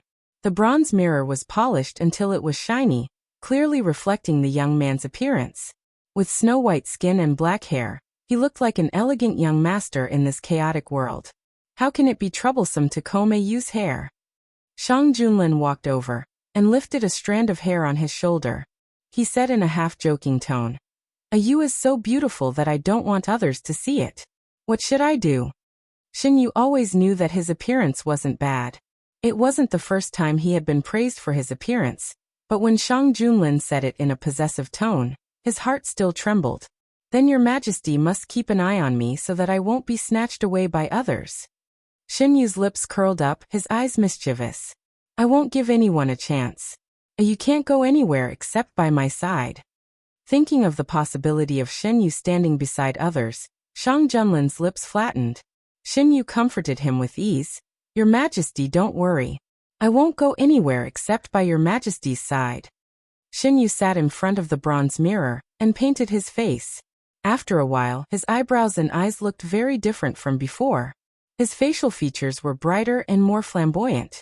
If one looked closely, they could still see some similarities with his original appearance. Shang Junlin also changed his appearance and changed into a navy blue uniform. Xinyu walked around him in a circle. "Your Majesty also looks good in this color." Shang Junlin rarely wore colors other than black. Xinyu was used to seeing him in black. Suddenly seeing him in another color gave him a sense of novelty. Shang Junlin's facial features were handsome, belonging to the kind of beauty that was very oppressive. The lines of his face were sharp. After the disguise, the original sharpness was neutralized, and it was no longer as unbearable as before. The blue uniform suppressed his aura, giving people a kind of illusion of gentleness. Although his face didn't change much, people wouldn't associate him with the emperor of the Great Huan dynasty. The two of them got into the carriage and left the palace. Xinyu was also very familiar with this carriage. When he got on, he found that the place where he sat was covered with a soft blanket. Some time ago, Xinyu felt that it was too hot, so he asked Shang Junlin to remove the blanket. "Wait for this year's autumn hunt. I'll make a tiger pelt for you." Shang Junlin sat beside Xinyu and rubbed his earlobe. "Will His Majesty give me whatever I want?" Xinyu was looking out of the window, but when he heard the question, he turned around. "As long as Yu asks, we will do it for Yu." Shang Junlin looked at him with determination. Xinyu had no doubt that Shang Junlin could do what he said, but he was still stunned by the man's answer without hesitation. "If His Majesty continues to spoil me like this, I will become arrogant." Xinyu collected his thoughts and looked at Shang Junlin seriously. "I give you the right to be arrogant." The hand that was rubbing his earlobe changed to caressing his cheek. Xinyu's eyes curved slightly.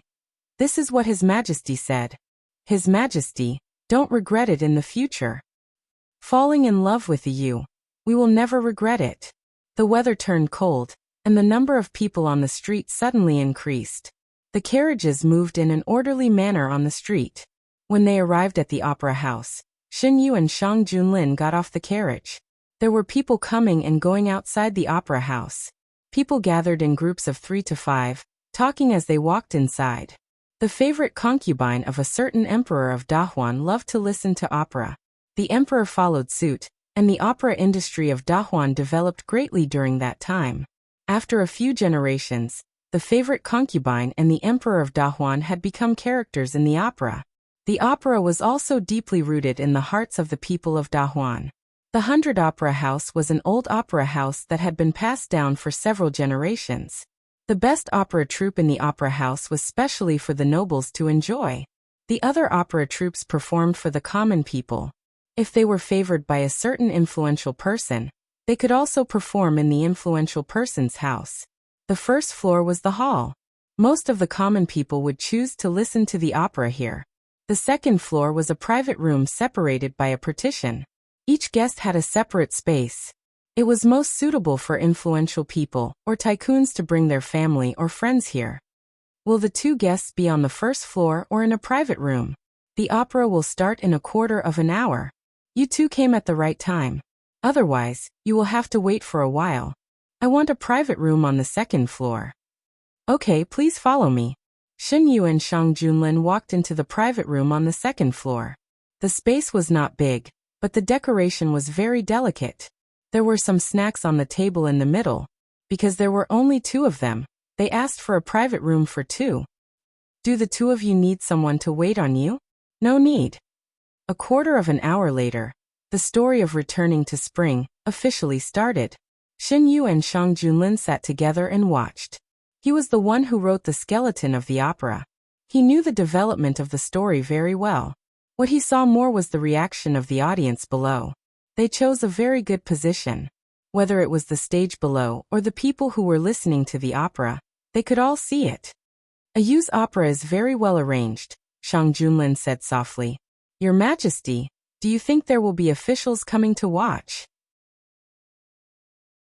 If Shen Yu remembered correctly, there were many officials in Dahuan who liked to watch operas. Yes. Look over there. That's the Minister of Revenue and the Minister of Works. Shang Junlin pointed in a direction. Shen Yu looked over. Sure enough, the Minister of Revenue and the Minister of Works were wearing casual clothes and sitting in the crowd on the first floor. Are they so close in private? They could even get together to watch operas. It turns out that they are not that close. Before the Ministry of Works could support itself, it was not an exaggeration to say that their relationship was like fire and water. Later, when a Yu proposed the idea of sponsorship, they became closer and closer, Shang Junlin explained. Could it be that their relationship is not good, because the Ministry of Works has been asking the Ministry of Revenue for money? Shen Yu felt that it was a little inconceivable. From the looks of it, that is the case. Is there any progress from the Ministry of Works? Ever since the first cement road was paved, Shen Yu had not paid attention to the follow-up for a long time. The second road is almost finished. There will be results after a while. The Ministry of Works said that if this plan is feasible, they can gradually replace the roads in the capital with cement roads. They also discovered that cement can be used for construction. They use cement to build a small house, and it is said that it is very sturdy. Shen Yu was just asking. After hearing the reply, he no longer cared about this matter. There were so many people in the Ministry of Works. It was impossible that they could not handle this matter well. Shen Yu looked around and looked at the second floor. He saw a familiar face again. The Prime Minister is also here. He even brought along Jiang Huiqing, He Qingyu, and Fang Jiai. In order to not attract attention, Fang Jiai was dressed as a man. The Prime Minister thinks highly of He Qingyu and the other 2. He even praised them in the memorial he presented yesterday. How could he not think highly of them? With the addition of these 3 people, the Prime Minister's daily workload could be reduced by more than half. The Prime Minister dreamed that one day, all the officials in Dahuan could be like these 3 people. He did not ask for anything else, but at least they should do their job well. As a result, many officials who had been promoted by the Prime Minister could not do their job well.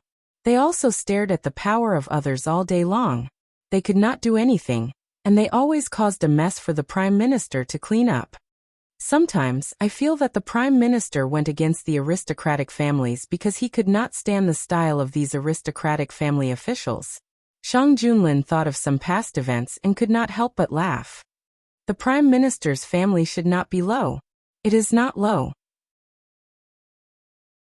In the beginning, his relationship with the aristocratic family officials was not so bad. Otherwise, he would not have been able to enter the cabinet so easily. After becoming the Prime Minister, he had to clean up the mess made by the aristocratic families every few days. Over time, the relationship between the two sides became more and more strained. Shang Junlin was naturally happy to see this scene. The Prime Minister was listening to the play seriously. He originally did not plan to come. Even if it was a rest day, he still had a lot of things to deal with. It was Jiang Huiqing who suggested to him that he should properly relax after being busy. He thought about the countless days and nights he had been busy with official affairs, and deeply felt that he should take a break. Therefore, he brought the three people to listen to Return to Spring. He often went in and out of the palace, so of course, he knew the real purpose of this play. He brought the three people out to test their political acumen. During the intermission, he poured himself a cup of tea and asked, "Do you have any thoughts after watching this play?" This play alludes to the incident in Subei, right? The embezzlement of disaster relief supplies just happens to match up with the robbery. The imperial court has always been discussing the matter of donations. Now that the common people know the significance of donations through the play, once the imperial court officially announces this policy, there will be no unwarranted suspicion. It was not just in the capital. There were also theaters in other places performing this play. Moreover, because the play itself was sufficiently attractive, more and more people came to watch. The Prime Minister nodded approvingly. This time, the imperial examination had finally picked out some good seedlings. He was secretly planning how to quickly nurture the three of them. With one more person to share the burden on his shoulders would be lighter. During the intermission, the common people below began to discuss. The corrupt officials are too much. There are so many soldiers and common people at the border who are still waiting for food to save their lives. They actually embezzled the food and money. That's right. With my bad temper, I want nothing more than to rush up and blow his head off. Lao Nyang and the others have already begun to prepare food. I hope they can make it in time. Otherwise, with the enemy at the border, the soldiers at the border won't even have food to eat. How will they protect the country? That's why they say the corrupt officials have no heart. They don't even think about it. If the enemy invades, even if they have so much money, what's the use? Say if Lao Nyang can prepare food and send it to the border, can't we do the same? Subei is in a drought. Lord Fong was ordered to provide relief, but he was met with bandits. Right now we don't know what the situation is over there. Can we do something for Subei? If we can successfully send the food to Subei, I'm willing to donate half of my family's food. Beyond Subei is the Northern Desert. The Northern Desert has been eyeing the Great Huan for a long time. If His Majesty hadn't beaten them until they were afraid, how could they have so easily stopped? It's only been a few years since the Great Huan has been peaceful. If something happens to Subei, the Northern Desert will definitely make a comeback. We can't let the Northern Desert have a chance to invade the South. Just like Lao Nyang said, to protect the country, everyone should do their part. Moreover, many little drops make an ocean. Although our abilities are limited, what if we have 100, 1,000, or 10,000 people? We can at least make a difference. That's right. Does anyone know anyone from the government? Can we express our views to the imperial court? The discussion below became more and more heated. Xinyu picked up the teacup and took a sip. The corners of his mouth curved slightly. He had already achieved half of his goal. Did you rehearse for this scene in the beginning? Shang Junlin also heard the discussion and a complicated look flashed through his eyes. Your Majesty, what I want is not an order from the imperial court, but an opportunity for the people to fight for themselves. How lucky I am to have a Yu's help. Shang Junlin hugged Xinyu and planted a light kiss on the side of his face.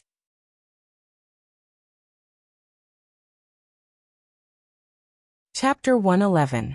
As a king, Shang Junlin certainly knew the difference between the two. I originally thought that you arranged this play just to make the people more accepting of the donations. I didn't expect that there was a deeper meaning. You asked me to delay the time, so you were waiting for this opportunity. Xinyu nodded. I always feel that those people have a backup plan. They stole a batch of supplies, so they definitely won't watch us collect enough supplies to send to Subei again. Shang Junlin. What I'm most worried about is that the people from the northern desert have infiltrated the officials of Subei. According to the news from the hidden dragon guards, they haven't found any traces of the people from the northern desert. Xinyu. The northern desert is undoubtedly the most beneficial to the disaster in Subei. Without the threat of the northern army, Subei is undoubtedly in the bag for the northern desert. Your Majesty thinks that it's not strange that the people from the northern desert are involved, but I'm more inclined to think that it's done by someone in Dahuan. Your Majesty, don't forget that the King of Yu is still in the secret prison. Shang Junlin. Yu suspects that it's the people behind the King of Yu? Xinyu. If the King of Yu wants that position, food, gold, and silver are all indispensable. Your Majesty, did you send people to the King of Yu's fief? The King of Yu had been detained in the capital for so long, but there was no movement in his fief. This was an abnormal thing. Your Majesty can use the donation as an excuse to investigate the King of Yu's fief. After a cup of tea's time, the second half of the play continued. The discussion below slowly disappeared, and everyone's attention turned back to the play. On the other side, in a private room, noticing that Imperial Physician Gu was obviously not in the right state, Imperial Physician Qian poured a cup of tea for him. What are you thinking about? I seem to have seen an acquaintance just now.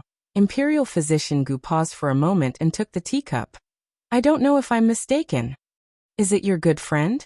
Why don't you invite them over for a chat? Imperial Physician Gu shook his head. No need, I think they don't want to be disturbed. Seeing this, Imperial Physician Qian didn't say anything more. After the play ended, there was a thunderous applause below the stage. This ending is really satisfying. Corrupt officials should be beheaded in public like this. Chang Yang has finally reunited with her lover after going through untold hardships. I am satisfied that our lovers have finally gotten married. Mother Chang's efforts were not in vain. The wicked were punished, and the good were rewarded. The disaster was resolved in time, and the enemies who wanted to take advantage of the situation were defeated. How satisfying.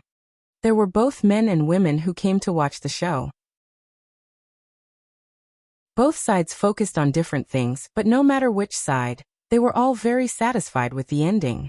Xinyu and Shang Junlin walked out of the opera house. Along the way, they could hear the discussions of the people around them. Apart from the story itself, the most talked about part of the story was the actions of Wu Nyang in the play. Chang Yang was the embodiment of all the beauty of women in the world. She had the tenderness of a woman, but she also had the courage of a man. She dared to say and do what she wanted, and she was not afraid of difficulties. She had touched countless people. Since Chang Yang in the play succeeded, does this mean that this method is feasible? I am also thinking about this problem. You and I are both businessmen, so we know that the treatment of businessmen in the Great Huan dynasty is much better than that of other courts. In the play, Chang Yang's situation was so difficult, but she still succeeded in the end. Because of their actions, the situation of the businessmen at that time was changed. If we can contribute to the Great Northern Sioux, can we also change the way the world views businessmen? Scholars, farmers, businessmen, and businessmen. The ideas passed down from generation to generation were not easy to change. Even if the Great Huan dynasty was not harsh on businessmen, because of all kinds of inherent ideas, the status of businessmen was not high. No matter how much money they had in their hands, if they didn't spend a lot of money to bribe people, they could easily lose a lot of money. Even if they had to spend money to buy peace of mind, buy protection, they were willing to do so. However, in most cases, after the money was spent and the relationship was good, the other party could still back out at the last minute. Xinyu's sponsorship and donations could prevent this from happening. Xinyu's play had already been performed in the capital for several days, and local opera troupes had also started to rehearse this play. For each troupe, as long as there were people watching, it was the same no matter what they rehearsed. There were also storytellers who saw a business opportunity telling stories about Chang Yang in restaurants and tea houses. The guests liked to listen, and they were happy to tell more. After a few days of fermentation, the government received a petition from the people. Not only the government, but also the Supreme Court, the Ministry of Revenue, and several other places received the petition. In the morning court, the Minister of Revenue directly took out the petition. Reporting to Your Majesty, this official has received some letters from the people. Several other officials also stood up. Reporting to Your Majesty, this official has also received them. Bring them to me to see. Outside the palace in Qing Tower, Yanzheng and more than a dozen businessmen were sitting in a private room. The leader was an elegant man in his 30s. They had just written a joint petition and handed it to the government. On the other side sat a few ordinary people, all of whom were well-known people in the neighborhood. They had gathered here to jointly write a petition. Everyone, don't worry. I have some friendship with an official in the Ministry of Revenue. He said that the Minister of Revenue will inform Your Majesty of our request today, the elegant man said. We naturally believe in young Master Jin's words. The others also spoke one after another. Young Master Jin had a lot of say among the businessmen in the capital. He was reliable, and everyone trusted him. This time, everyone had also recommended him to be in charge of this matter. After comforting the people, young Master Jin walked to Yanzheng's side and said in a low voice, If you hadn't told me this, I wouldn't have dared to agree to this matter. Here's a toast to you. Brother Jin, you're too serious. When I first came to the capital, I received your help, but I wasn't able to thank you properly. This time, I only told you some information that I know. It's nothing much, Yanzheng replied. When Shen Yu had wanted to decline the plan, he had asked Shang Junlin to conceal this information again. Unlike the officials, if the businessmen and ordinary people didn't have any connections, they wouldn't be able to find out about the imperial court's information. Yanzheng knew about it because the Ministry of Works had accidentally leaked some information to him. There was also another reason. Yanzheng had originally been waiting for the imperial court's order to donate a sum of money. He didn't expect that in the end, they would take the initiative to propose this matter. However, this was also good. It would be more beneficial for them and the imperial court. When Yanzheng first saw Return to Spring, he had some vague guesses in his heart. Later, when he talked about this matter on the streets and alleys, his thoughts became clearer. Later, when he talked about cooperation with Shopkeeper Su seemed to have inadvertently mentioned it. He knew then that this was an excellent opportunity for him to enter the inner circle of the capital's businessmen. The small groups of businessmen in every place were xenophobic. In a place like the capital, it was even more so. He had been here for a while, but he still hadn't really integrated into the group until now. He knew in his heart who Shopkeeper Su was. The information that Shopkeeper Su revealed must have been from the people behind Shopkeeper Su. With an accurate answer, Yanzheng privately looked for young Master Jin. After the two of them talked in detail, he met the most important person in the capital's business circle for the first time. If this matter went smoothly, he could use this matter to slowly gain a foothold. The waiting time always seemed exceptionally long. The sun gradually rose. Finally, a servant ran in with a happy face. That person has replied. His Majesty has agreed. Everyone's face lit up with joy. That's great. After this, our business should have fewer restrictions. After sitting down to discuss the specific matters of the donation, the group of people went back to make arrangements. Young Master Jin walked at the back with a relaxed smile on his face. He was a natural businessman, and had always been sensitive to the trend of the imperial court. But this time, if it weren't for Yanzheng's reassurance, he wouldn't have dared to take such a big risk. That day, when he helped Yanzheng out of trouble, it was just a matter of convenience. He didn't expect that it would leave him with such a great good karma. Shen Yu was taking care of the flowers in Yuzhong Palace. Except for a pot sent by Imperial Physician Gu, the rest were sent by Shang Junlin. There were precious varieties, and there were also some that were sent purely because of their good growth. Shen Yu was not like Shang Junlin, who had a lot of free time every day. Every few days he would personally take care of these flowers and plants. He would water them, loosen the soil, cut the branches, and so on. Mu Shi stood to the side with a clean handkerchief. Young Master, Shopkeeper Su sent a message, saying that he has preliminarily discussed the cooperation with young Master Yan. He also leaked the news to young Master Yen according to your instructions. I heard that in the past 2 days, the merchants and people in the capital have written to the government together. There should be a conclusion today. This show has been going on for so long, it's time to end it. Official Li of the Ministry of Revenue only knew what the imperial court was planning today. This matter was not disclosed to the outside world except for the Minister of Revenue, the Prime Minister, and a few other ministers. Even what Xinyu told Yan Zheng was only a part of it. After the court, Official Li anxiously paced back and forth in the study. Finally, he made up his mind. He picked up a pen and hurriedly wrote something. Without waiting for the ink to dry, he put it in his pocket and walked out. The study door was opened, and Official Li's eyes widened in surprise. You. Where do you want to go, Official Li? The visitor coldly raised the corner of his mouth. Or rather, who do you want to send a message to? I don't know what you're talking about. You don't need to know. Come, take him away. Official Li was quietly taken away. After the morning court, Shang Junlin stayed behind with the Prime Minister and the Minister of Revenue to discuss the details of the donation. Eunuch Meng walked in from outside and said in a low voice, Your Majesty, the spy in the Ministry of Revenue has been caught. Hand it over to the Supreme Court to investigate. I want to see who is plotting against Da Huan. When Shang Junlin returned to Yuzhang Palace, Xinyu was still tending to the flowers. The hidden dragon guards caught a spy in the Ministry of Revenue. I handed him over to the Supreme Court. I hope they will be able to get something out of him. Shang Junlin walked over. I feel that it's not normal for it to be so peaceful now. Every time something happens in the imperial court, there will always be people secretly spreading unfavorable rumors about Your Majesty. Did Your Majesty find out who did it? Xinyu put down the small shovel in his hand. I did. Don't worry, Xinyu smiled. If they want to do anything this time, they will lose more than they gain. Xinyu knew what those people would say without thinking. They would just blame Shang Junlin for the natural and man-made disasters. They might be waiting for the best time to act, but they didn't know that Xinyu was also waiting for them to act. Not only would he not let these people get what they wanted, but he would also return the dirty water that they had slandered Shang Junlin in the past.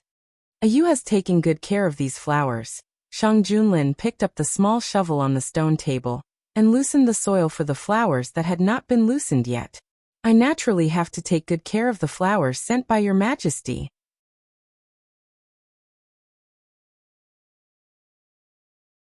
Chapter 112. The two took care of the flowers and plants for a while. Shang Junlin wasn't interested in these things at first, but Xinyu liked them, so he occasionally helped. After a few times, he had a certain understanding of these flowers and plants. In the beginning, he didn't know how to do anything. Shang Junlin had never taken care of flowers and plants in his life. When he was young, he was busy surviving in the harem. When he grew up, he entered the battlefield, so it was even more impossible for him to have time for this kind of romantic activity. When he ascended the throne, he took over the mess left by the previous emperor. In addition, the external enemies hadn't been eliminated yet, so the burden of the entire Dahuan was on his shoulders. Every day, he was busy with political affairs, which almost took up most of his time. Later, everything in Dahuan was on the right track. He had also passed the age of enjoying life. His life was as boring as ever, until Xinyu entered the palace. Like a stone thrown into the water, it created circles of ripples. Like a bright moon, it lit up his boring life. Shang Junlin had never thought that the two of them would enjoy such a leisurely day in the afternoon like now. Your Majesty's current technique is much better than before. Xinyu looked at the Junling that Shang Junlin was taking care of and joked. Your Majesty seems to like this Junling very much. Every time, you would take care of it alone. That was because he didn't want Xinyu to take care of the flowers and plants sent by others. Otherwise, he wouldn't have sent so many flowers and plants to Yuzhang Palace to distract Xinyu. Yu cares about it, so Jin naturally also cares more. Shang Junlin pursed his lips. Xinyu didn't expose his little thoughts. Does Your Majesty still remember the first time you said you would help me loosen the soil for the flowers? You almost broke the roots. I took care of that pot of flowers for a few days before I managed to grow it back. It's this pot. Shin Yu pointed at the pot of flowers beside his hand. I remember. Shang Junlin smiled as he recalled what happened at that time. At that time, Zhen was thinking that if this pot of water couldn't be saved, Zhen would find an opportunity to ask for it from you. Then, Zhen would find a pot of water that was exactly the same and say that it was saved. He still remembered the sadness that flashed across Shin Yu's face at that moment. He didn't want to see such an expression on Shin Yu's face, even if it was just a pot of flowers in his eyes. Since his Yu cared, he would find a way to make Yu not feel sad about this matter. So at that time His Majesty had even thought of the worst-case scenario. Shin Yu also smiled. His Majesty is a quick learner. Later on he did not harm these flowers and plants. Shang Junlin was a person who would do everything to the extreme once he made up his mind. Shin Yu had personally witnessed how Shang Junlin changed from a person who didn't know how to do anything. He also knew that Shang Junlin didn't like the flowers sent by Gu Tai. It was because he saw that Shin Yu liked them that he didn't say anything. At most, he would send a large wave of flowers and plants to share the favor of Junling. It's also because Yu taught well. With such a diligent teacher like Yu, if the student still couldn't learn, then he could only be described as stupid. Shang Junlin finished loosening the soil and washed his hands in the basin beside him, drying them. The student has to be smart. Otherwise, no matter how good the teacher is, it's useless. Shin Yu also finished tidying up the last pot of flowers. Shang Junlin grabbed Shin Yu's hands, submerged them in the water, and washed them little by little. Then is Yu willing to teach Zhen some other knowledge? For example, how can the student please the teacher to make the teacher more comfortable? Be willing to do more with the student. Your Majesty really doesn't forget about this matter at all times. Seeing that Shang Junlin's words were getting more and more out of hand, Shin Yu interrupted him. Shin Yu's hand was imprisoned in the man's palm. The man's callous fingertips slid over the back of her hand, causing her to feel a burst of numbness. Shin Yu couldn't help but curl her fingers. Her soft palm was opened, and the man's bony hand forcefully submerged into her hand. From the palm of her hand to the gap between her fingers, the man's 10 fingers were tightly intertwined. Yu Zhen wants to kiss you. Shang Junlin stared at him with burning eyes. If your Majesty wants to kiss me, then kiss me. The rest of her words were blocked by the man who suddenly approached her, nibbling, licking, and sucking. The man's actions were as bold as always, forcefully cooperating with Shin Yu. She closed her eyes, and her long eyelashes cast a shadow under her eyes. Her eyelashes fluttered gently with her breathing, like a startled butterfly. After the kiss ended, Shang Junlin's forehead pressed against Shin Yu's. Both of their breaths were somewhat unstable. How was your student's performance this time? Shang Junlin chuckled. The man's voice was low and slightly trembling, knocking on Shin Yu's heart. Shin Yu's reaction was even more intense than before. Seeing this, Shang Junlin's eyes darkened even more. He sucked on Shin Yu's lips and asked, "Do you like your student acting like this?" Your Majesty, Without waiting for him to finish speaking, Shang Junlin had already kissed him again. Yu, Zhen will build a greenhouse for you. He hid Shin Yu and his favorite flowers together. Shin Yu was immersed in a haze, and all of his senses were robbed. Vaguely, he seemed to hear Shang Junlin saying something, but the voice was separated by a vast white fog, so he couldn't hear it clearly. He could only reply with meaningless syllables. Shang Junlin hugged him even tighter. 2 days later, the imperial court issued the first government order to aid Subei. The people of the capital had been waiting for this moment for many days, and finally, they arranged their belongings to see what they could donate. Of course, Shin Yu knew that the premise of donating was that it couldn't affect the normal lives of the people, and it also had to prevent officials from taking advantage of the opportunity to fill their pockets. After discussing with Shang Junlin, he decided to anonymously disclose the donation information. The people would be informed of the ins and outs of each donation. If the donation exceeded a certain amount, an official would visit the person, and after obtaining the consent of the owner, the donor's information would be disclosed to the public. The latter was specially set up for merchants and some aristocratic families. They could choose to use this opportunity to gain a good reputation for themselves, or they could choose to donate silently. The imperial court would give the same reward to both parties. It was undeniable that this was a huge and tedious project. Fortunately, Shang Junlin had selected many useful officials through the imperial examinations over the years. These people didn't have high official positions, and there weren't many of them in the imperial court. Most of them were still in the process of being transferred out, so they were just in time to handle this matter. The government order was quickly sent to various places, and the imperial court set up a special monitoring organization. The Prime Minister and the Minister of Revenue were temporarily in charge, and the officials who entered this organization were mostly from the capital. They were in groups of 2 or 3, and they would take people to various places in the Great Huan dynasty as quickly as possible to supervise the matters related to the donation. At the same time, the imperial court also arranged for special officials to explain the specific process of donating to the people. Because of the disaster in Subei, the entire Great Huan dynasty started to move. All the officials were nervous and expectant about this operation. They couldn't find similar precedents in the history books. If they succeeded, it would be a great achievement in the history books, but if not, Yan Zheng and the other merchants who first received the news were the first to act.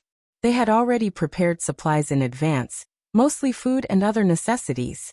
There was also a lot of gold and silver, which were donated under the witness of the officials sent by the imperial court. Next were the aristocratic families. After a few generations of accumulation, the wealth in their hands was immeasurable. The ordinary people were informed in advance, and they contributed as much as they could. Xinyu considered the possible problems and incorporated the solutions into the script. Those who had watched the story of returning to spring would at least have a certain understanding of donating. In addition, there were officials watching from the side, which greatly reduced the possibility of problems arising. The local officials cooperated with the people sent by the imperial court, and the donating process was carried out in an orderly manner. The hidden dragon guards were scattered all over the country, and they passed the news back to the capital, Subei. Official Fong and the others rested for a while, and they sent people to start the disaster relief. The food and other supplies they brought were temporarily enough, and Official Fong also received confirmation from the capital that more supplies would be sent over, so he didn't have to worry. After receiving the news, Official Fong also dared to do the disaster relief. First, they helped the people. Official Fong ordered people to give out porridge every day, and those who were able to work gathered together to do what they could. In the face of a disaster, the most important thing was not just disaster relief, but also the problem of post-disaster reconstruction. Subei's geographical location was too important, and it would be a major blow to Dahuan if it couldn't recover after the disaster. Official Fong took out a portion of the food and gave it to the Subei army. After all, before the imperial court people came, the people in Subei relied on the Subei army's salary to survive. Subei was very big, and Official Fong ignored the advice of the officials and began to lead the people sent by the imperial court to help with the disaster relief. After leaving the biggest city in Subei, Official Fong and the others finally realized how serious the disaster was. There were people starving to death by the roadside at any time, and there was no harvest. It was not an exaggeration to say that it was hell on earth. It's already so serious. Why are those people still saying that it's okay? Was this not a big deal? Will they only admit that the disaster is serious when all the people are dead? The younger officials saw this scene, and their eyes turned red. What was written in books or heard from other people was not as shocking as seeing it with their own eyes. They lived in the city and were almost deceived by the tranquility of the city. If Master Fong did not insist on bringing them out, would they not know what they had done wrong until they returned to the capital? A shabbily dressed teenager saw them, and his eyes lit up. He crawled over on all fours. "Masters, please do me a favor and give me something to eat." The soft-hearted official subconsciously reached for the food, but was stopped by Official Fong. "Stop." Official Fong walked over and looked at the crowd of victims. He frowned and squatted down, ignoring the confusion of the official. "Can you still walk?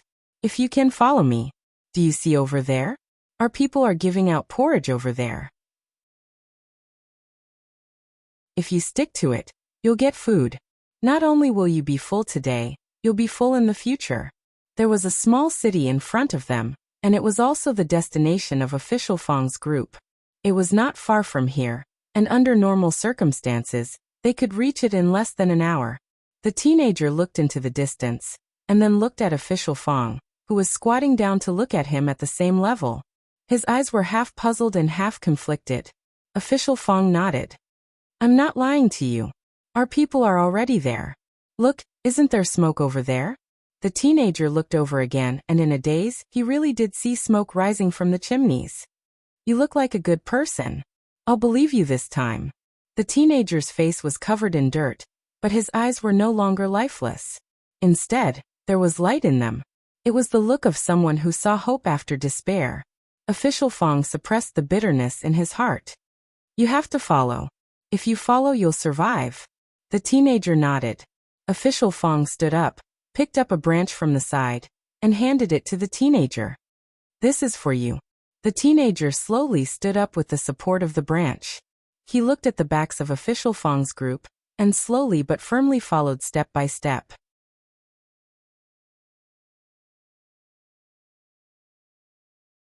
Chapter 113. Sir, why didn't you let me give the child something to eat? The official couldn't help but turn around. Don't look back. Lord Fang's voice was still steady. You can save him now, but you can't save him forever. What's more, didn't you see those refugees faintly gathering around us? If you save this one, what about the rest? There aren't many people. That's because you've only seen these people. Do you know why I told them to take the food and leave at night? It's because starving people don't have any rationality. They even eat people. Do you think you can leave this place safely if you take out the food? Lord Fang's unhurried voice caused the official to break out in a cold sweat. Another official walked up and whispered, I know you're soft-hearted, but being soft-hearted when you shouldn't be will only harm everyone. This official knows his mistake. The young official lowered his head in shame.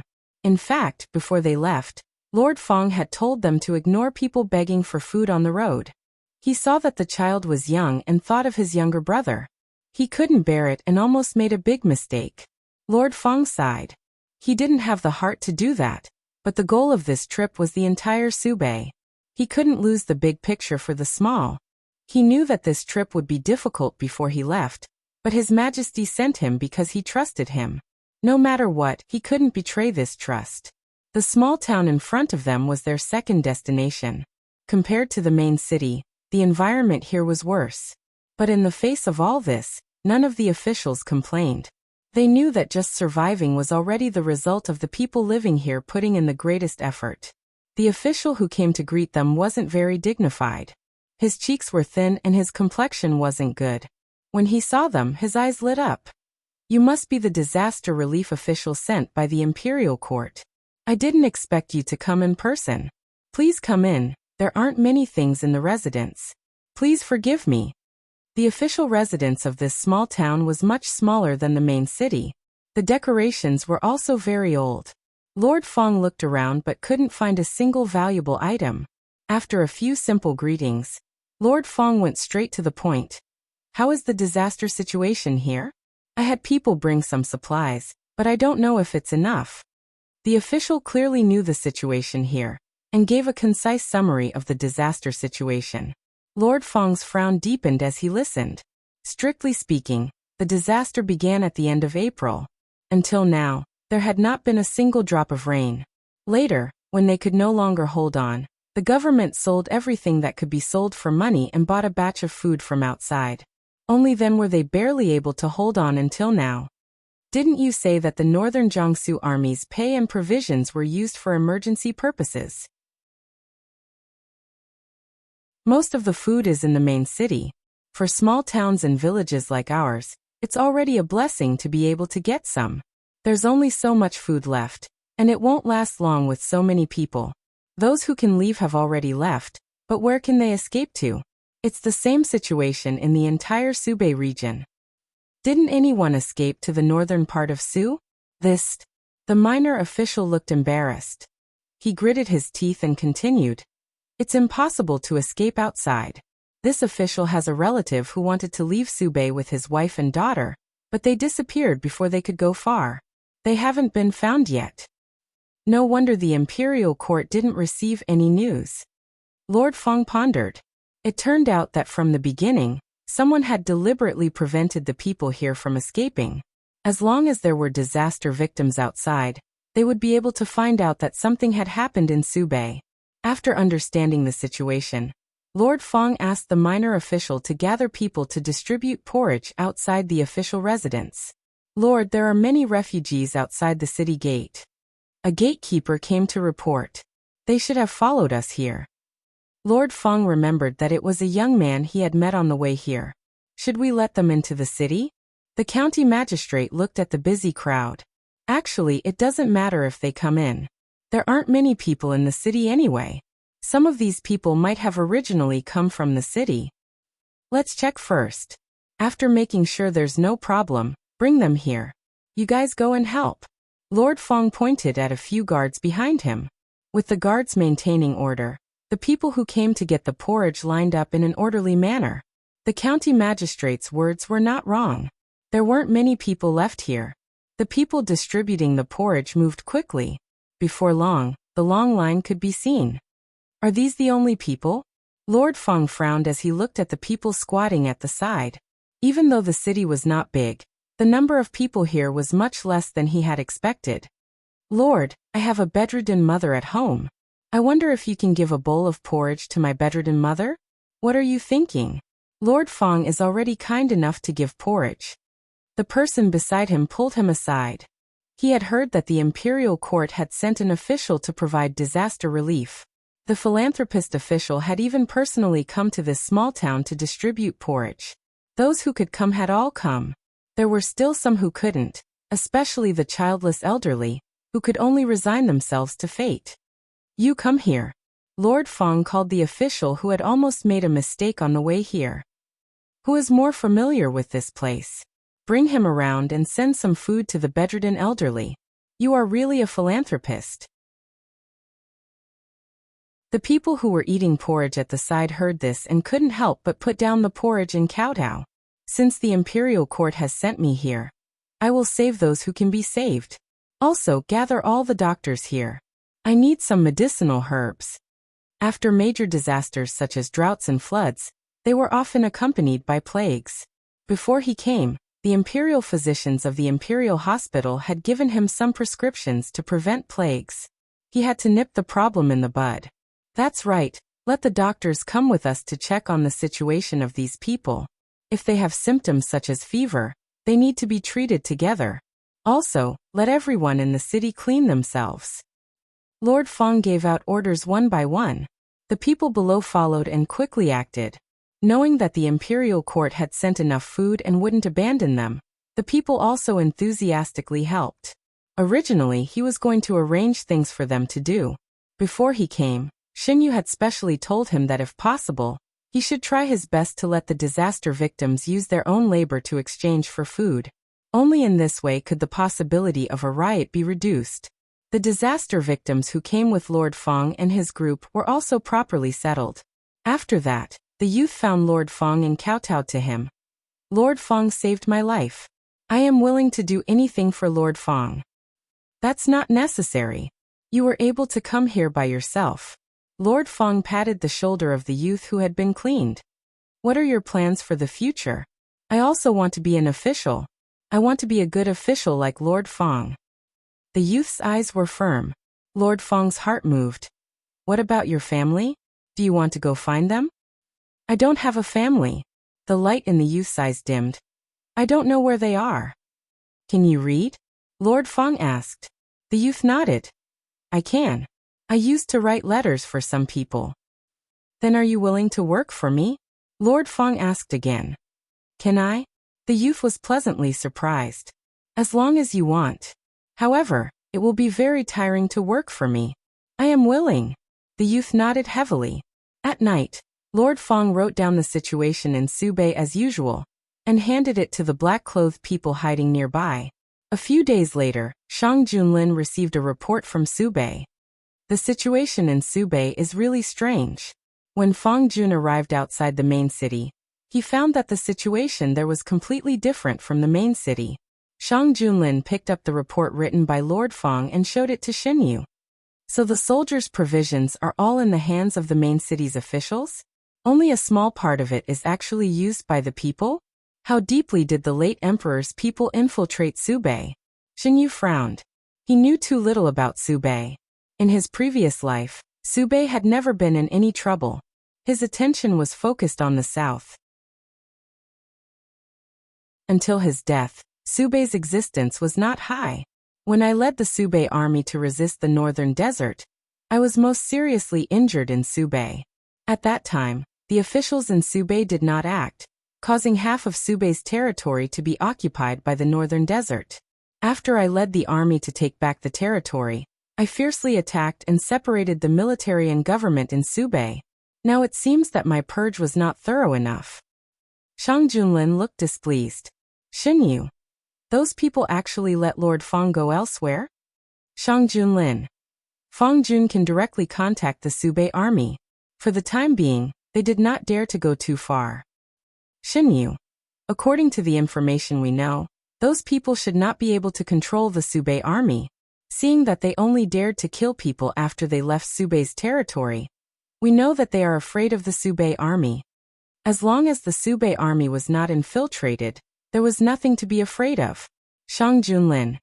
Gu Huai's side has also contacted the Subei army. They will first investigate internally to find the problematic people. Once they have dealt with the people planted in the Subei army and figured out their true purpose, they will take action to deal with them. Xinyu. Your Majesty, did you find anything in King Yu's fief? I found clues about him secretly recruiting soldiers and buying horses. Shang Junlin was even more displeased at the mention of King Yu. He stroked Xinyu's hair. Yu, do you know why he approached you in the first place? When Shang Junlin suddenly mentioned this, Xinyu was stunned. Rope in Jinbei Marquis' residence? What's there to rope in Jinbei Marquis' residence? Yu, do you know what news I heard from Shang Junyue's fief? Shang Junyue raised a group of strategists, and the people in the group came from different places. One of the strategists who was good at divination once mentioned to Shang Junyue a maxim. Whoever gets the son of Jinbei Marquis will get the world. As long as he thought about how King Yu had coveted Xinyu from the beginning, Shang Junlin could not suppress the murderous intent in his heart. Xinyu's mind suddenly shook. He seemed to have thought of something, but also seemed to have not thought of anything. There was a trace of confusion in his eyes. So that's why he approached Xin Qingran while approaching me? How many secrets were hidden in the past life that was hidden under the timeline? It's just nonsense. Only people like King Yu would believe it. You don't think too much. I have already asked the hidden dragon guards to find a way to find that person. No matter why that person said those words, I will make him pay the price. Yu was deceived because of a sentence that he did not know was true or false. This time, Yu was smart and did not fall for it. What if he was really deceived by King Yu? Shang Junlin did not dare to imagine that possibility. I won't think too much. What King Yu thinks has nothing to do with me. I know that Your Majesty will protect me. Isn't that right, Your Majesty? Xinyu leaned on Shang Junlin's shoulder. At this moment, he was even more confused about what happened in his previous life.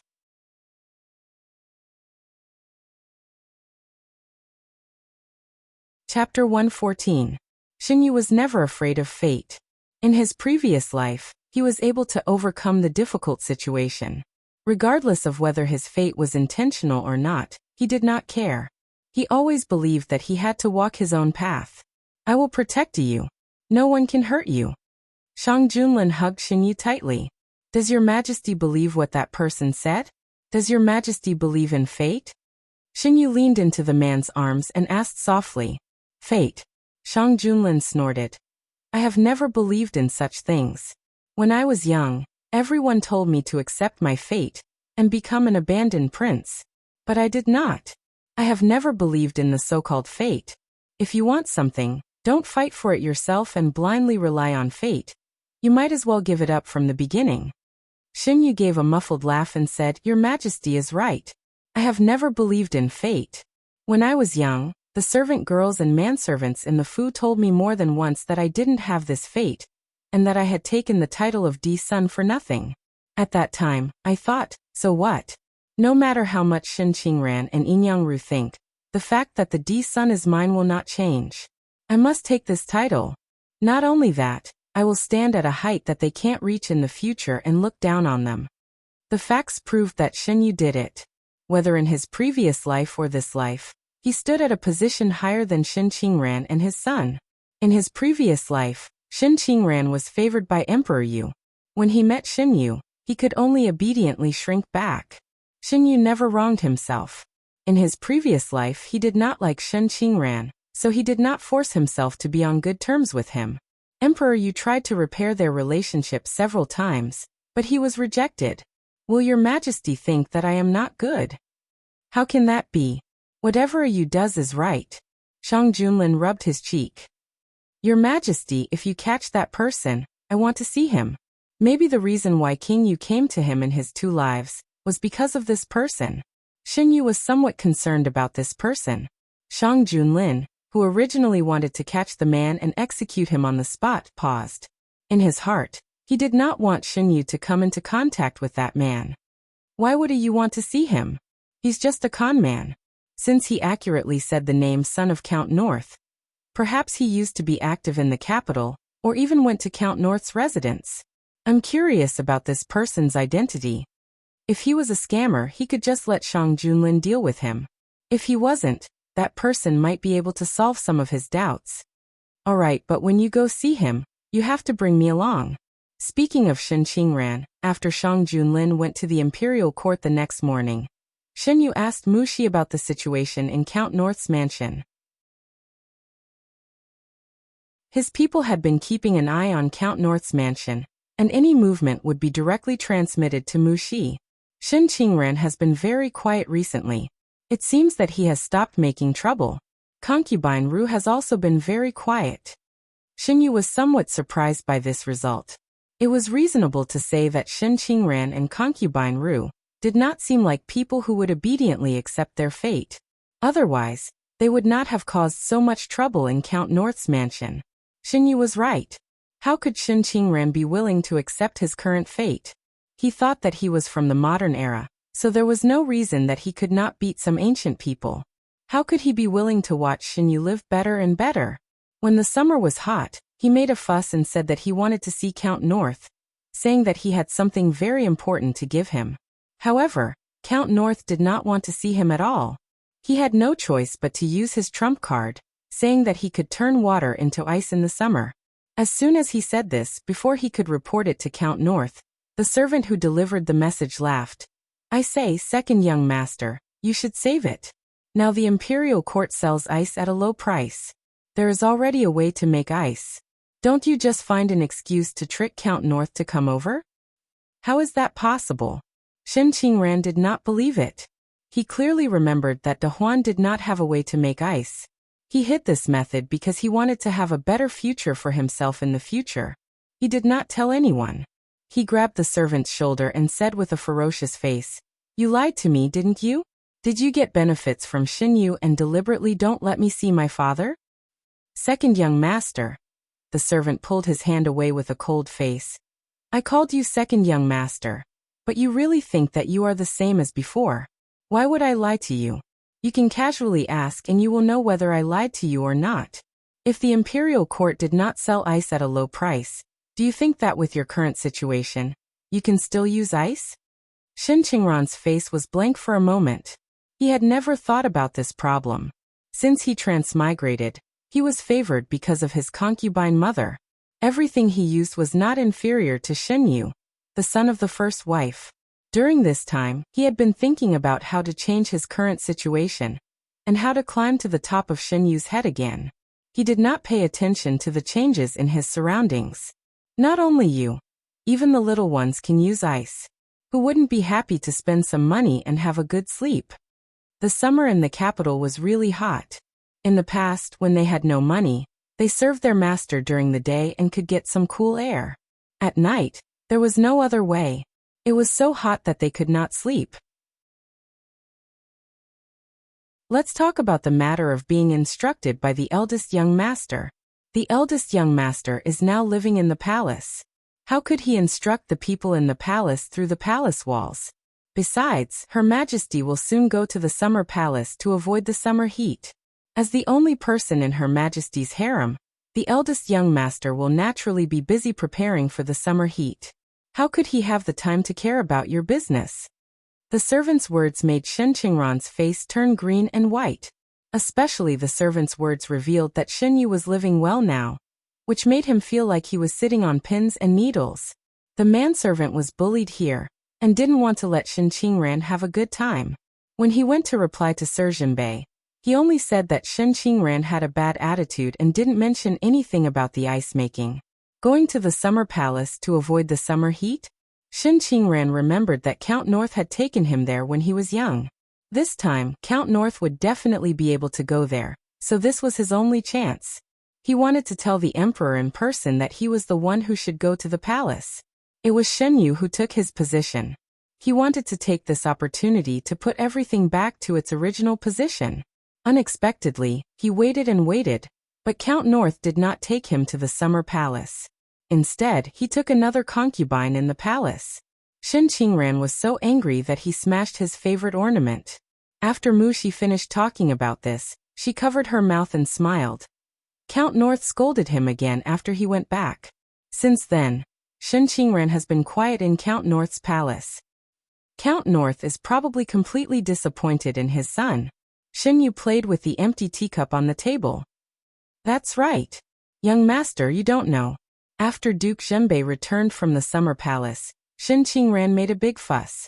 He even went to ask Duke Zhenbei why he didn't take him there. Did he not take his son seriously? Concubine Ru finally made Duke Zhenbei feel a little guilty by being gentle. He was almost angered to death. Speaking of this, Mushi's eyes flashed with a touch of joy. When they were in Count North's palace, how arrogant were Shen Qingran and Concubine Ru?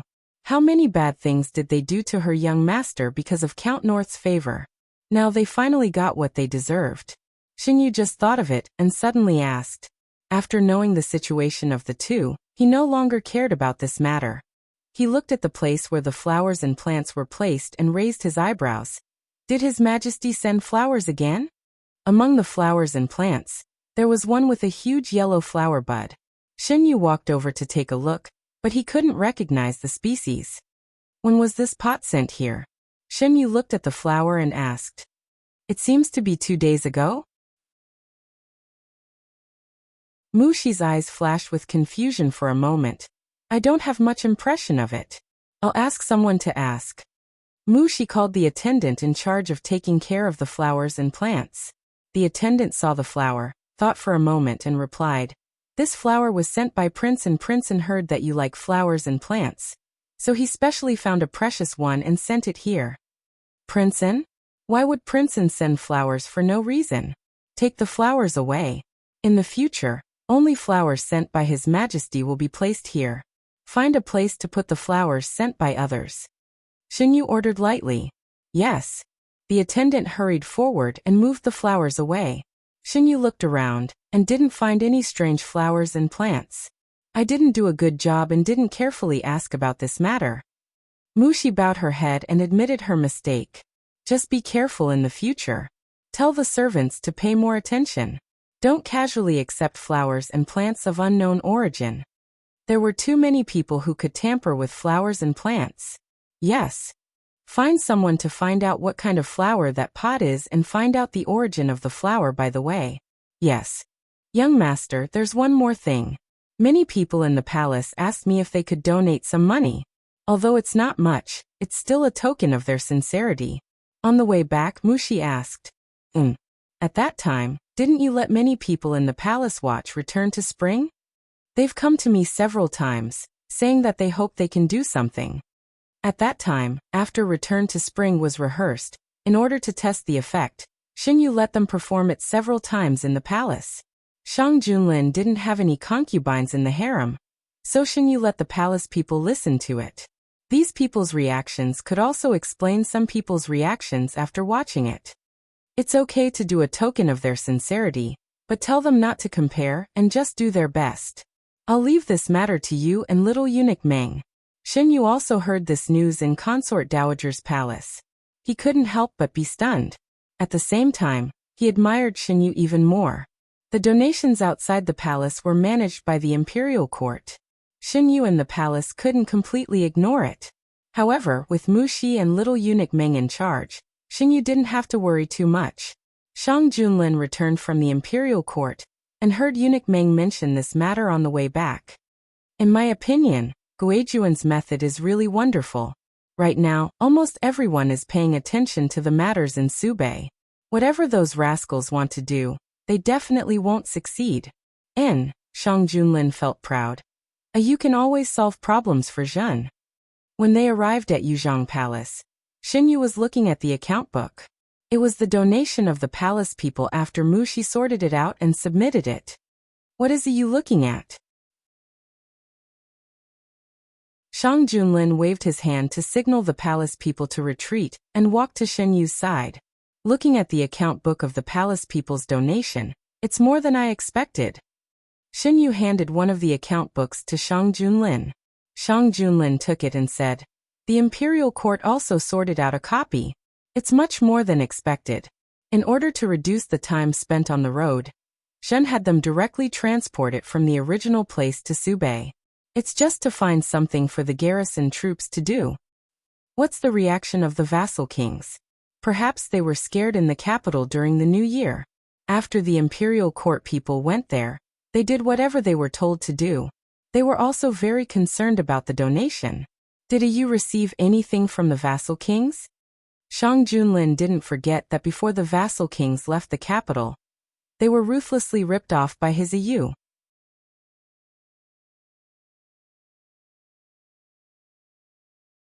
Chapter 115. The people they left in the capital sent me some things. I asked my subordinates to exchange them for food and medicinal herbs to donate. Xinyu thought of something important. Your Majesty, you must let them prepare for the plague in advance. After a disaster, there would be a plague. The former was a natural disaster and couldn't be resisted. The latter could be minimized through manpower. I have already instructed them. This time, I will send the imperial physicians who are experienced in this field. I have also recruited physicians who are experienced in this field. They will go to Subei with the next batch of relief supplies. Through this incident, Shang Junlin realized that a lot of things could be done by using the power of the people. In the past, they were too narrow-minded and ignored the huge power that could be used by the people. If it wasn't for Xinyu mentioning it, he was afraid that the disaster relief this time wouldn't have gone so smoothly. Your Majesty, is there any new progress regarding Fei Meng? After this drought, if there was an epidemic, would it be related to Fei Meng? Shang Junlin shook his head. The hidden dragon guards are investigating, but there are very few clues. Every time, they will be cut off at the most crucial point. I am afraid of alerting the enemy, so I didn't let them make too big of a move. Your Majesty, which imperial physician are you sending to Subei this time? Is he reliable? Xinyu asked. It's Imperial Physician Wu and one of his students. They will also bring along a few less experienced ones.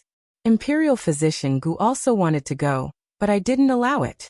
In Shang Junlin's heart, Subei was important, but Xinyu's health was another matter. Imperial Physician Gu was responsible for Xinyu's health. He wouldn't let Imperial Physician Gu leave so easily. There are no problems with these people. What do you think? Shang Junlin didn't think that Xinyu would ask about this for no reason. There are some things I want to say about Fei Meng. In the end, after Xinyu and Shang Junlin discussed, they decided to reveal some important information to Imperial Physician Wu. Imperial Physician Wu's medical skills were excellent, and he had studied all kinds of epidemics. If it really involved Fei Meng, Imperial Physician Wu would be able to distinguish it in time. Imperial Physician Courtyard. Imperial Dr. Wu called his student, and Imperial Dr. Gu over. I've already spoken to His Majesty. You don't have to worry too much. There are many doctors going to Subei. There won't be any problems. Imperial Physician Wu comforted his disciples. He knew that his students were worried about him, but there were some things that if everyone did not do out of fear of possible risks, it would only lead to more serious consequences. Moreover, he had come into contact with various epidemics in the past, so it was not as scary as the rumors said. It was just that the infection rate was slightly higher. If the cause of the disease was found and the right medicine was used, the disease could still be cured. As a doctor, he should treat all illnesses equally. If he gave up because of fear, he might as well quit being a doctor. We know that we can't persuade teacher and we won't. We only hope that teacher can take good care of himself.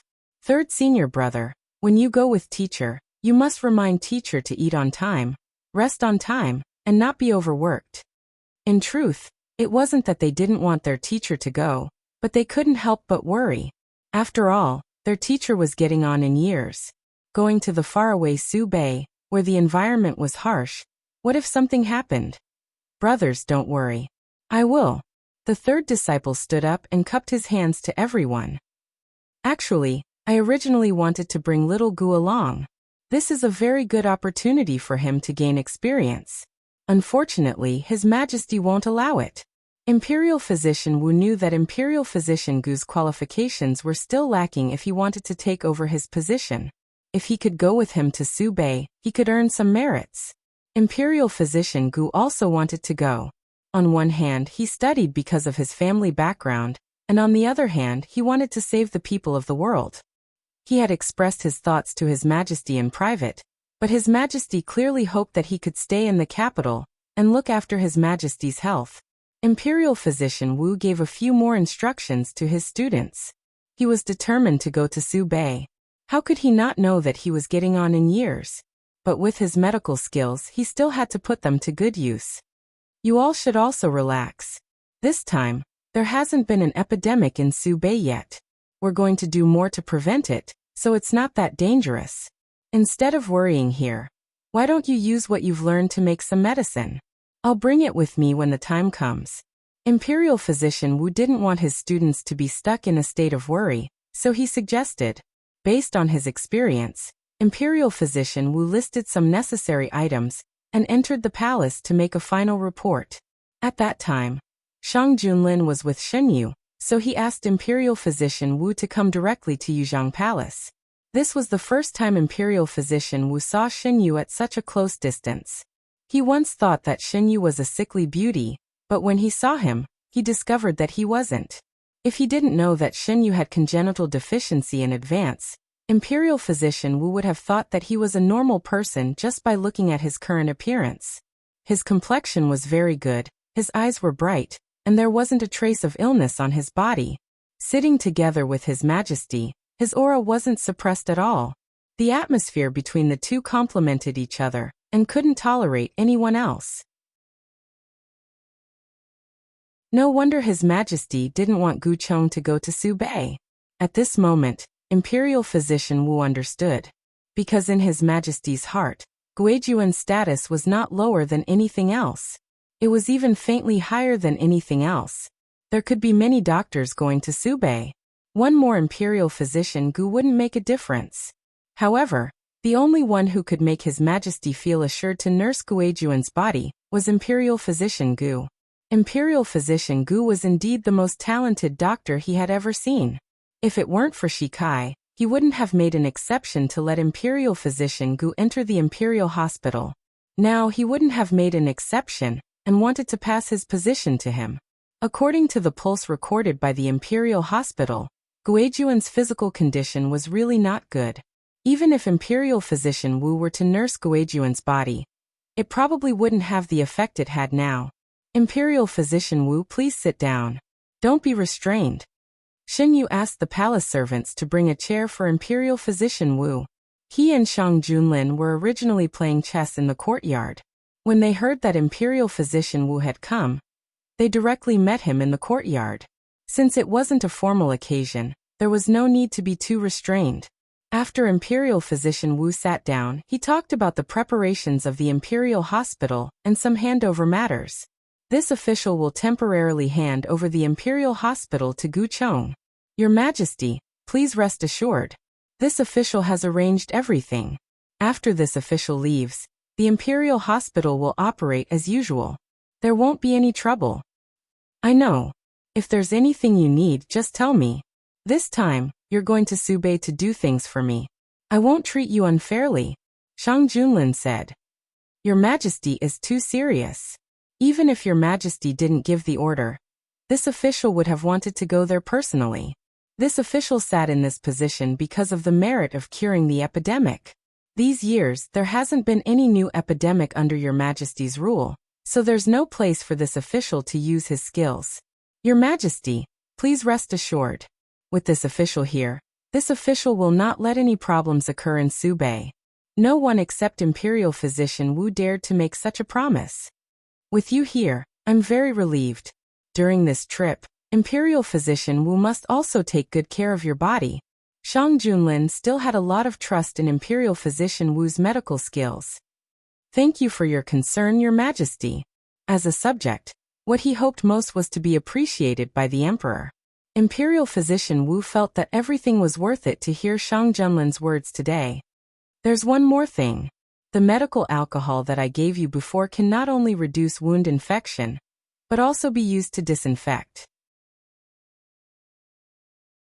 Another thing is, if there really is an epidemic, I hope that Imperial Physician Wu can carefully observe and see if there are any differences or similarities between this epidemic and the ones you've seen before. I've listed some things here. If the situation matches up, I hope that Imperial Physician Wu can report the news to Lord Fong as soon as possible. Xinyu waved his hand. Mushi, bring the things here. Mushi presented a sealed letter and handed it to Imperial Physician Wu. Imperial Physician Wu, just read the things inside and remember them by yourself. Shang Junlin said. This official obeys. Why did you write those things to Imperial Physician Wu? After Imperial Physician Wu left, Shang Junlin asked. Previously, you asked about Fei Meng. Is it because he suspects that the epidemic in Subei is related to Fei Meng? It had to be said that Shang Junlin was a very sensitive person. He could easily grasp the most crucial information from a person's movements, and then integrate it to reach a conclusion that was infinitely close to the truth. You can say that. Xinyu didn't hide anything from Shang Junlin now.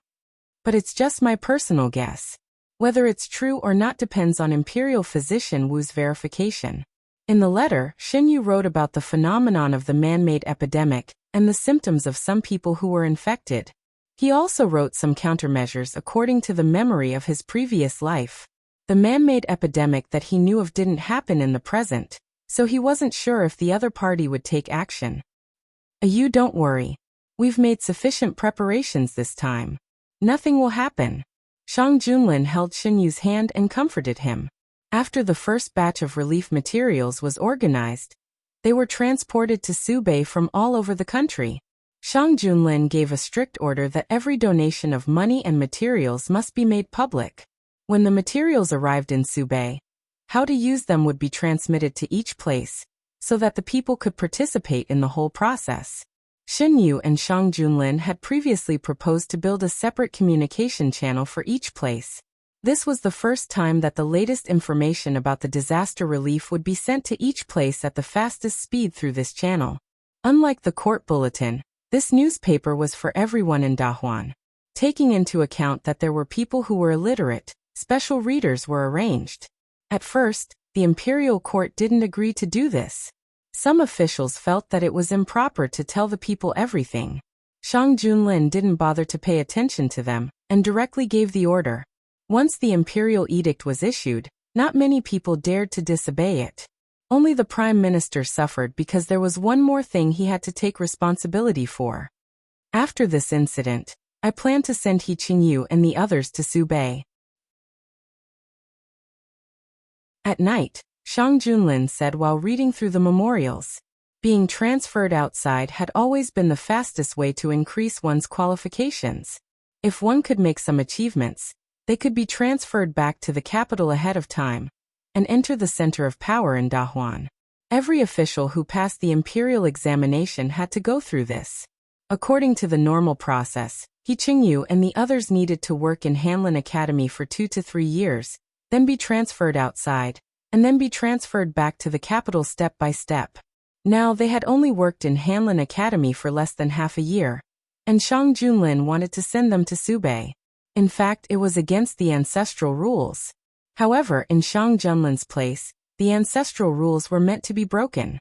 Why does Your Majesty suddenly want them to go to Subei? When the disaster relief is over, I don't plan to keep any of these officials in Subei. If they still wanted to hide such a big incident, they shouldn't stay in that position. You come over here and let me hug you. As soon as Xinyu approached, the man pulled her into his arms. Shang Junlin buried his head in Xinyu's neck and took a deep breath. Hug you and these things won't be so troublesome.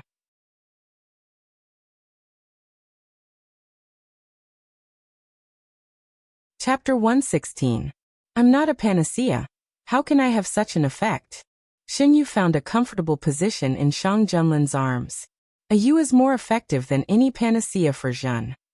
Shang Junlin buried his head in Xinyu's neck, his voice slightly muffled. Then give His Majesty a hug, Xinyu patted the man's head, so that His Majesty can deal with government affairs more energetically. Shang Junlin tightened his arms around the person in his arms. Were the officials in Subei sent by His Majesty later? Xinyu looked at the booklet spread on the table. It was sent back by Feng Darren from Subei, and there were other officials beside him. Feng Darren brought officials from Jing City. Every time they arrived at a new place, they would be shocked speechless by the tragic situation there. They originally thought that the first small city they passed was already very bad, but the further north they went, the more they found that it was just the tip of the iceberg. The more they saw, the more shocking it became.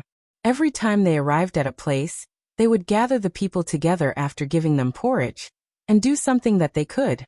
When they recovered some of their strength, they would exchange it for more food according to how much they worked.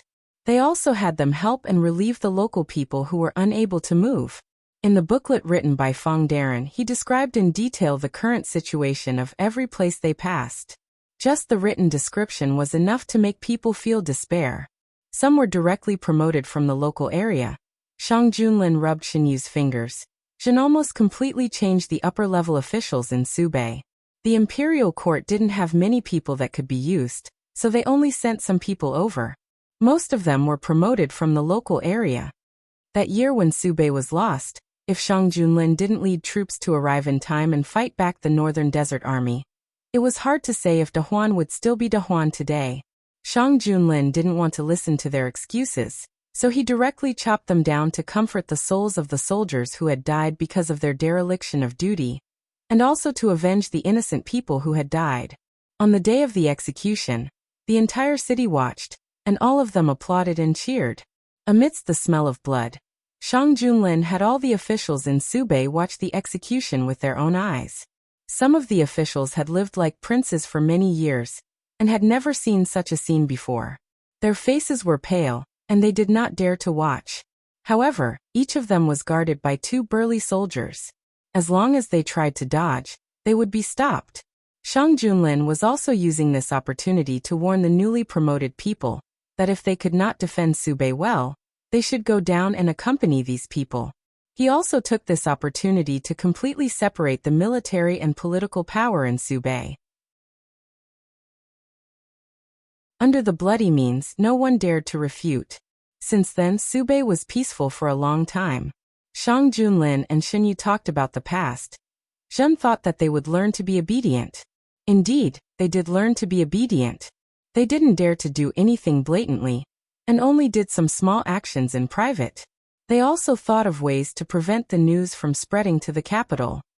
Xinyu said, "The greed of people is always endless. After getting a little, they will want more. Over time, their greed will grow and they will never be satisfied. It has been 7 or 8 years since that incident. Time can wear away a lot of things, but it can also change a lot of things. The officials promoted by Your Majesty may be trustworthy, but after so many years, no one can guarantee that they will not change at all." Shang Junlin said, "People's hearts are fickle. Jin knows that very well." Xinyu said, "After the truth is found out, punish those who should be punished and reward those who have made contributions. After so many years, Your Majesty is no longer the same as before. There is no need to be constrained by a lack of manpower. In order to prevent this kind of thing from happening again, Your Majesty can set a time limit for appointment. After the officials sent to Subei have served for a certain number of years, Your Majesty can return to the capital." The officials in Subei were divided into 3 categories. The Subei army, the officials transferred from the capital, and the local officials. It should have been a tripartite situation, but according to the news from the hidden dragon guards, the latter two had been mixed together. They had also planted people in the Subei army. Moreover, there was the shadow of another force among the three. If the time limit is set, the officials sent from the capital will be less likely to stand on the same side as the local officials. Compared to Subei, they should want to return to the capital, the center of power. Then they will spontaneously watch over Subei for the court in order to make their resumes look better. Xinyu lowered his eyes and continued. Once the time limit is up, they will return to the capital.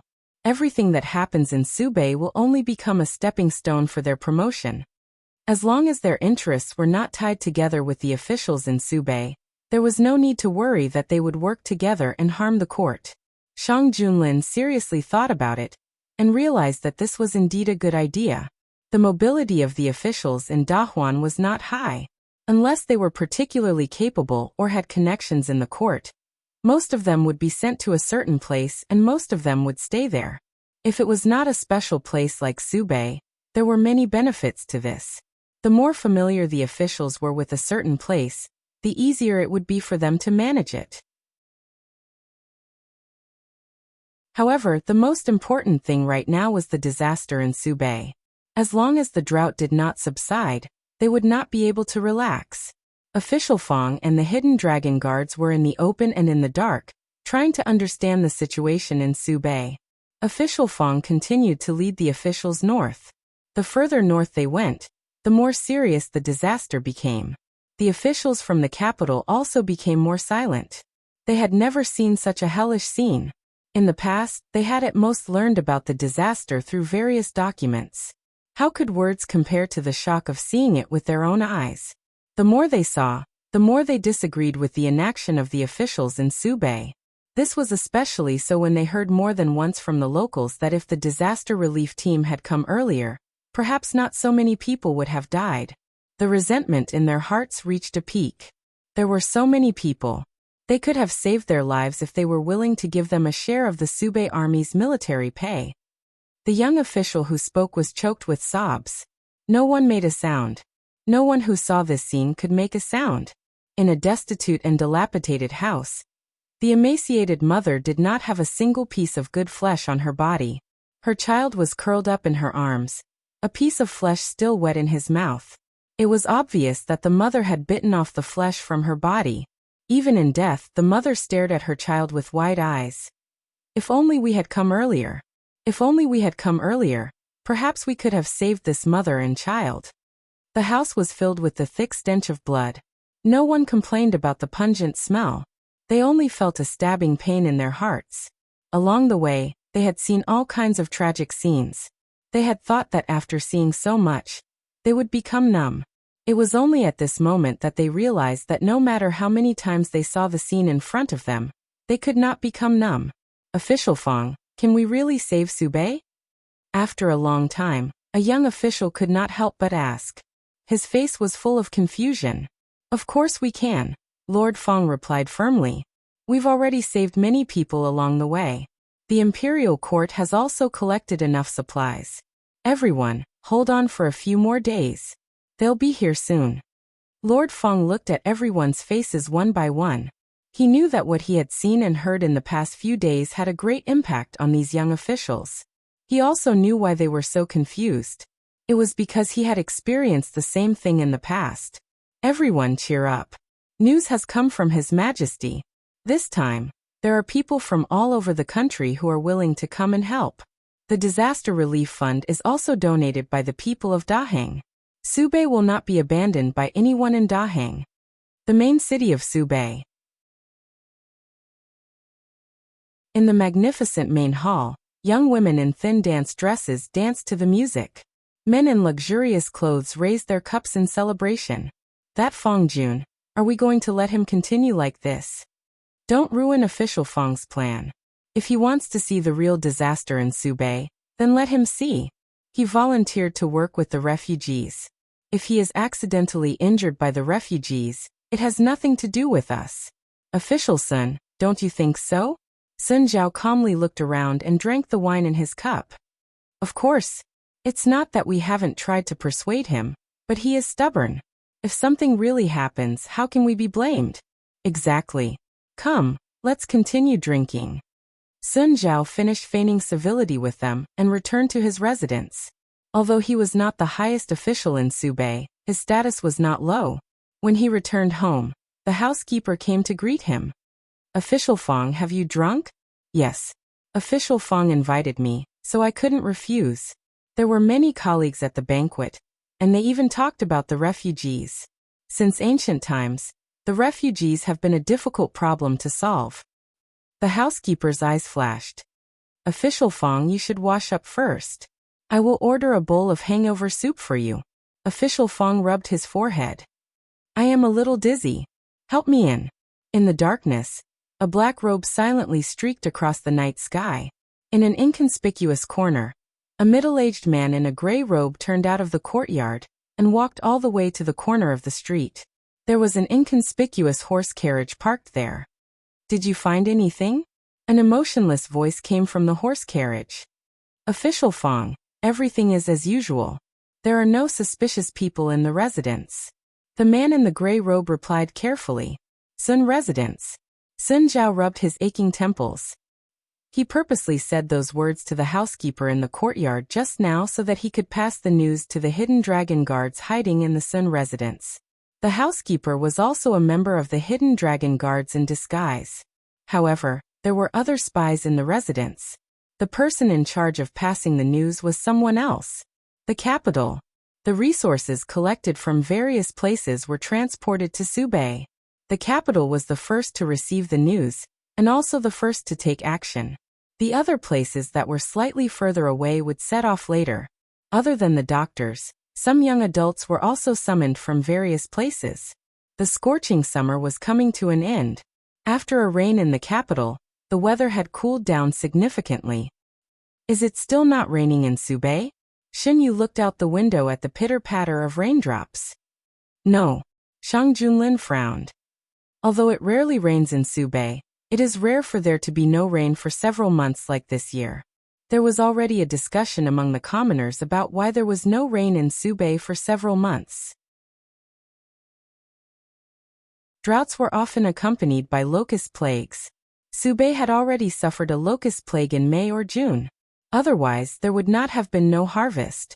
If there is no rain for a long time, I am afraid there will be bad rumors. Xinyu's words became a prophecy. Within a few days, rumors began to appear in various places. It was said that the drought in Subei was a warning to the emperor not to do anything unkind and not to break the ancestral rules. It was obvious that every rumor was directed at Shang Junlin's actions during this period. You're tuning in to the Earbook Haven YouTube channel. Don't forget to subscribe and join us on this journey to catch the most captivating stories.